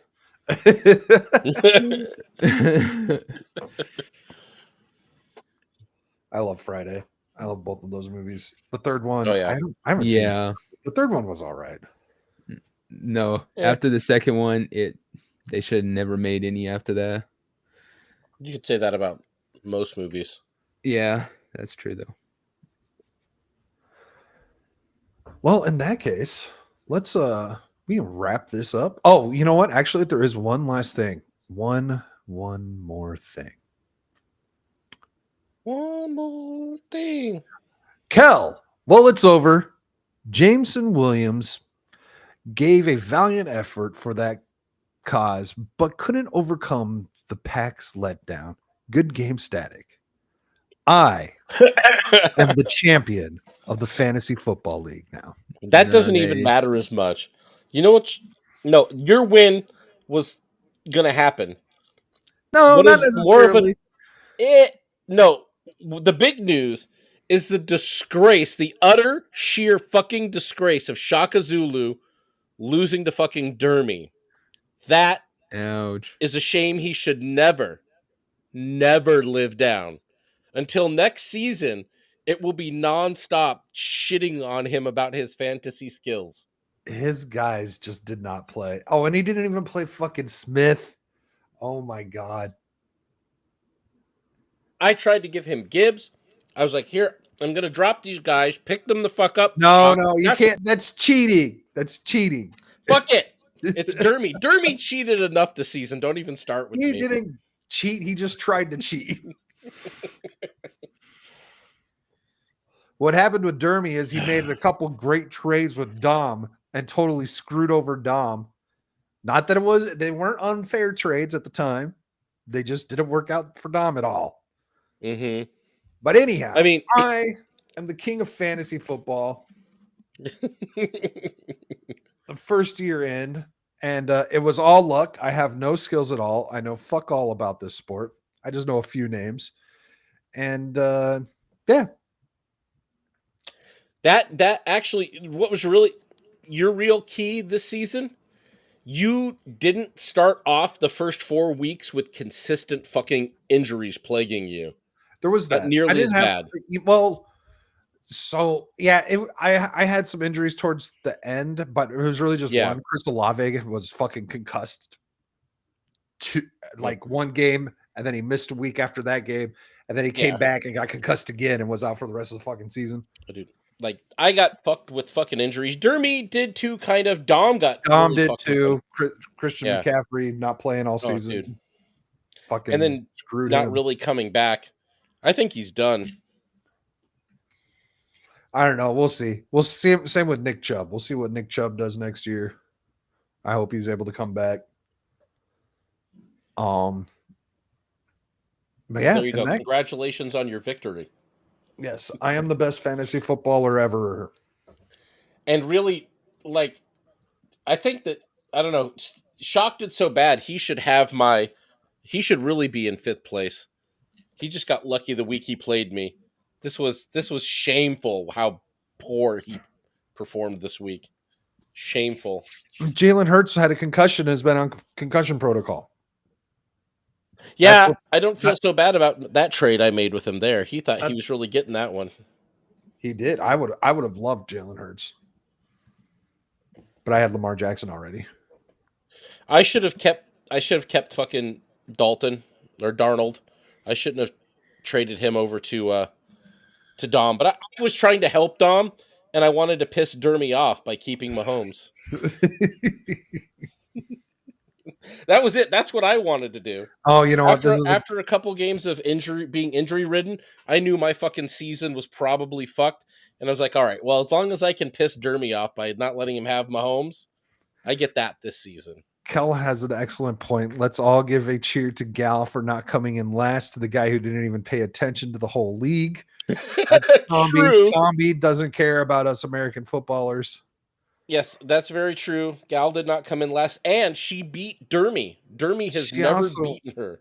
She also picked a tight end with her first fucking draft pick, which is the worst you could possibly do. She could have picked a kicker.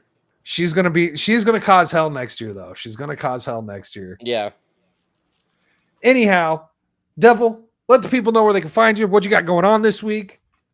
Anything exciting for the new year? At this particular moment, nothing but the pub. Yeah. I still have plans. We're still gonna make me a sandwich and all this, but right now my schedule is so messed up. Like I said, I have no idea when I'm gonna be able to get back to normal shows and doing stuff. Remember, we do need to chat at least in January about it. Yeah, we do have to have a meeting. Like I said, it's just when we got to find the time. Right now, all I have is Mondays off. It's my only day of the week off. Yeah. So you should ask your boss if they've ever looked into H-1B visas.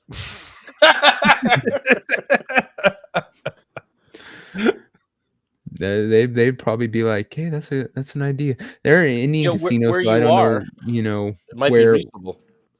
I don't know what the law says, because there's so many different laws that they go by that people don't. Like, we're lucky in a lot of ways. The health, any restaurant can get a visit from the health department at any time. Essentially, they can just use. We don't have to worry about that, because since it's tribal land and they're a federal government entity, they have to ask permission. So they actually have to set a date. So we don't get surprise inspections on our kitchen and stuff. So yeah, there's a bunch of different rules that they go by. So I don't know how hiring H1PV, they might not even need to. They might just smuggle Mexicans over. Get away from it. So I don't know. Yeah, I remember when I took my CCW class at a school that is very near the reservation. We had that conversation about the reservation, carrying around the reservation, and the instructor was basically said that as far as you are concerned in the state of Arizona here, federally, that is an entirely different country. They can do whatever the fuck they want. Yeah. So. Hey, also, glad to see you, Cloud. Hope you're home, feeling better a little bit. Yes, roasting the Dermy. After your shitty fucking Christmas and everything. Oh, yeah. Fucking gallbladder. That's rough, dude. Watch your diet, man. You're going to have to be real careful. Drink water. With what you eat for a while. Drink a fuck ton of water. A gallon a day, Cloud. And Savage, you want to let the people know what you got coming up and for your new year and everything. Also, all of Savage's links are in the description below. That's his YouTube, check it out. Rumble, and Twitter. YouTube, Rumble, and Twitter. I did do an unboxing thing on Saturday, but that was mostly because it was post-Christmas and I had shit to open. And I was up at 4 and I couldn't go back to sleep. But I have Rogues Gallery. I'll be on this Friday. So come check us out over there. And then what else do Iron I have Oxide's coming channel. out? Yeah, Iron Oxide's channel over on Iron Oxide's channel on YouTube and Rumble. There most Fridays, as long as work doesn't get in the way. But like Devil, I'm still kind of figuring out a new gig, so my own productivity is turned way down, but I'm hoping in the new year to get back into a regular groove. I'm probably going to start doing comic book reviews on a channel on Rumble soon-ish. Probably, realistically, probably in February. Just do it tomorrow. So, just do one tomorrow. yeah, I could. I should. Just do one tomorrow. I know I do have a day off. I should do just one to tomorrow. Get in the flow. That's the thing. Once you get in a flow, it's good. It's easy. I was better off when I was in the flow. Like anything else in life, going to the gym, going to work every morning, streaming, just keep doing it. So yeah, maybe I will. Yep, that's all I got. Oh, wait. Yeah? I did have something else. I should have given you this link. I'm an idiot. I'm terrible at self-promotion. Put it in the private chat. I'll put it in private chat really quick. Hold on. So I made a little meme store to start selling random merch of memes that I make at Redbubble. Okay. All right. I'd throw it up on Etsy too. Etsy's more of a pain in the ass to build a store out. Redbubble is really easy. I am going to do Sticker Mule as well, though. Sticker Mule is pretty good. Their store is not hard to navigate. Memes for? You're selling art. I was thinking you were selling like 3D printed shit. Oh no, I would like to get 3D printed shit. No, this is me just memes I make that I've had requested. I had a lot of people hitting me up for that Gerald Morgan Jr. as a unicorn that was super gay. Tons of people DMing me for that, and I'm like, all right, asking if we can buy the Dermichu medallion now. Does he want one? He'll probably just send you one, Kel. If I can find that missing one that disappeared on itself, Professor Savage Dad is one size bigger of a 3D printer of starting making his own sex toys and selling them. But he's gonna go Bad Dragon, but it's gonna be called Bad Professor, and it's just gonna be all these mess. I can build a 10-inch cube in there. I'm pretty sure I can build sex toys in it. I guess he couldn't be Nutty Professor because that one's already taken. Oh, that would be a good name. Yeah, Nutting Professor. There you go. There's you have a business, gentleman. I got a couple memes up there. I'll be putting some more up there, just stuff I made. But I had people asking about that Gerald Morgan one because I sent the guys at Crowder magnets and stickers of it. Okay. And I was like, oh, here we go. So yeah, my favorite actually. Cal wants to put it on a giant chain like the GNG bling from last year. I could do something with that, Kel. I don't have a storefront for it yet, but yeah. But check out my Redbubble shop there. I'll post a link in the chat too. He'll put one on a nipple ring, especially for you, Kel. Oh Jesus! God damn. Oh God! Oh, I mean, you could print. I can print anything. I mean, whatever I want. I have a. Oh, Neo points out you could be the Nuttin' Professor. The Nuttin' Professor. My favorite one that I made on the store there is my Trumpimus Prime, but I am a Transformers nerd, so. But okay, let me pull this up real quick.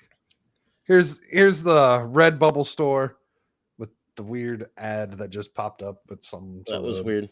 Not quite true. There we go. Let's zoom in a bit. So we got the Morgan, whatever his name is, and the unicorn. We got the Trumpimus Prime. This one's pretty good. I don't know what this is all about. It's a Mexican guy.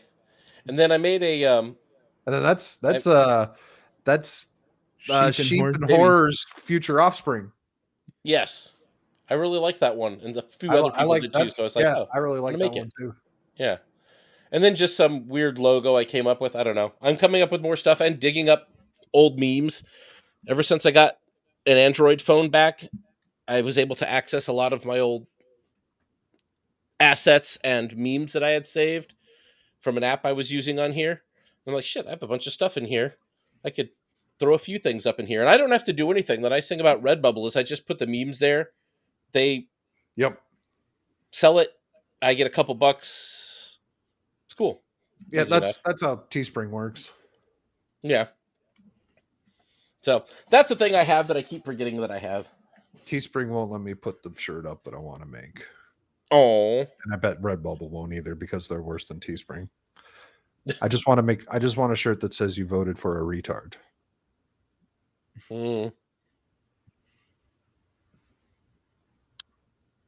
There used to be somebody that would have done that. Who would have done that? What was the t-shirt site? You know what? I might be able to get away with it on Sticker Mule now.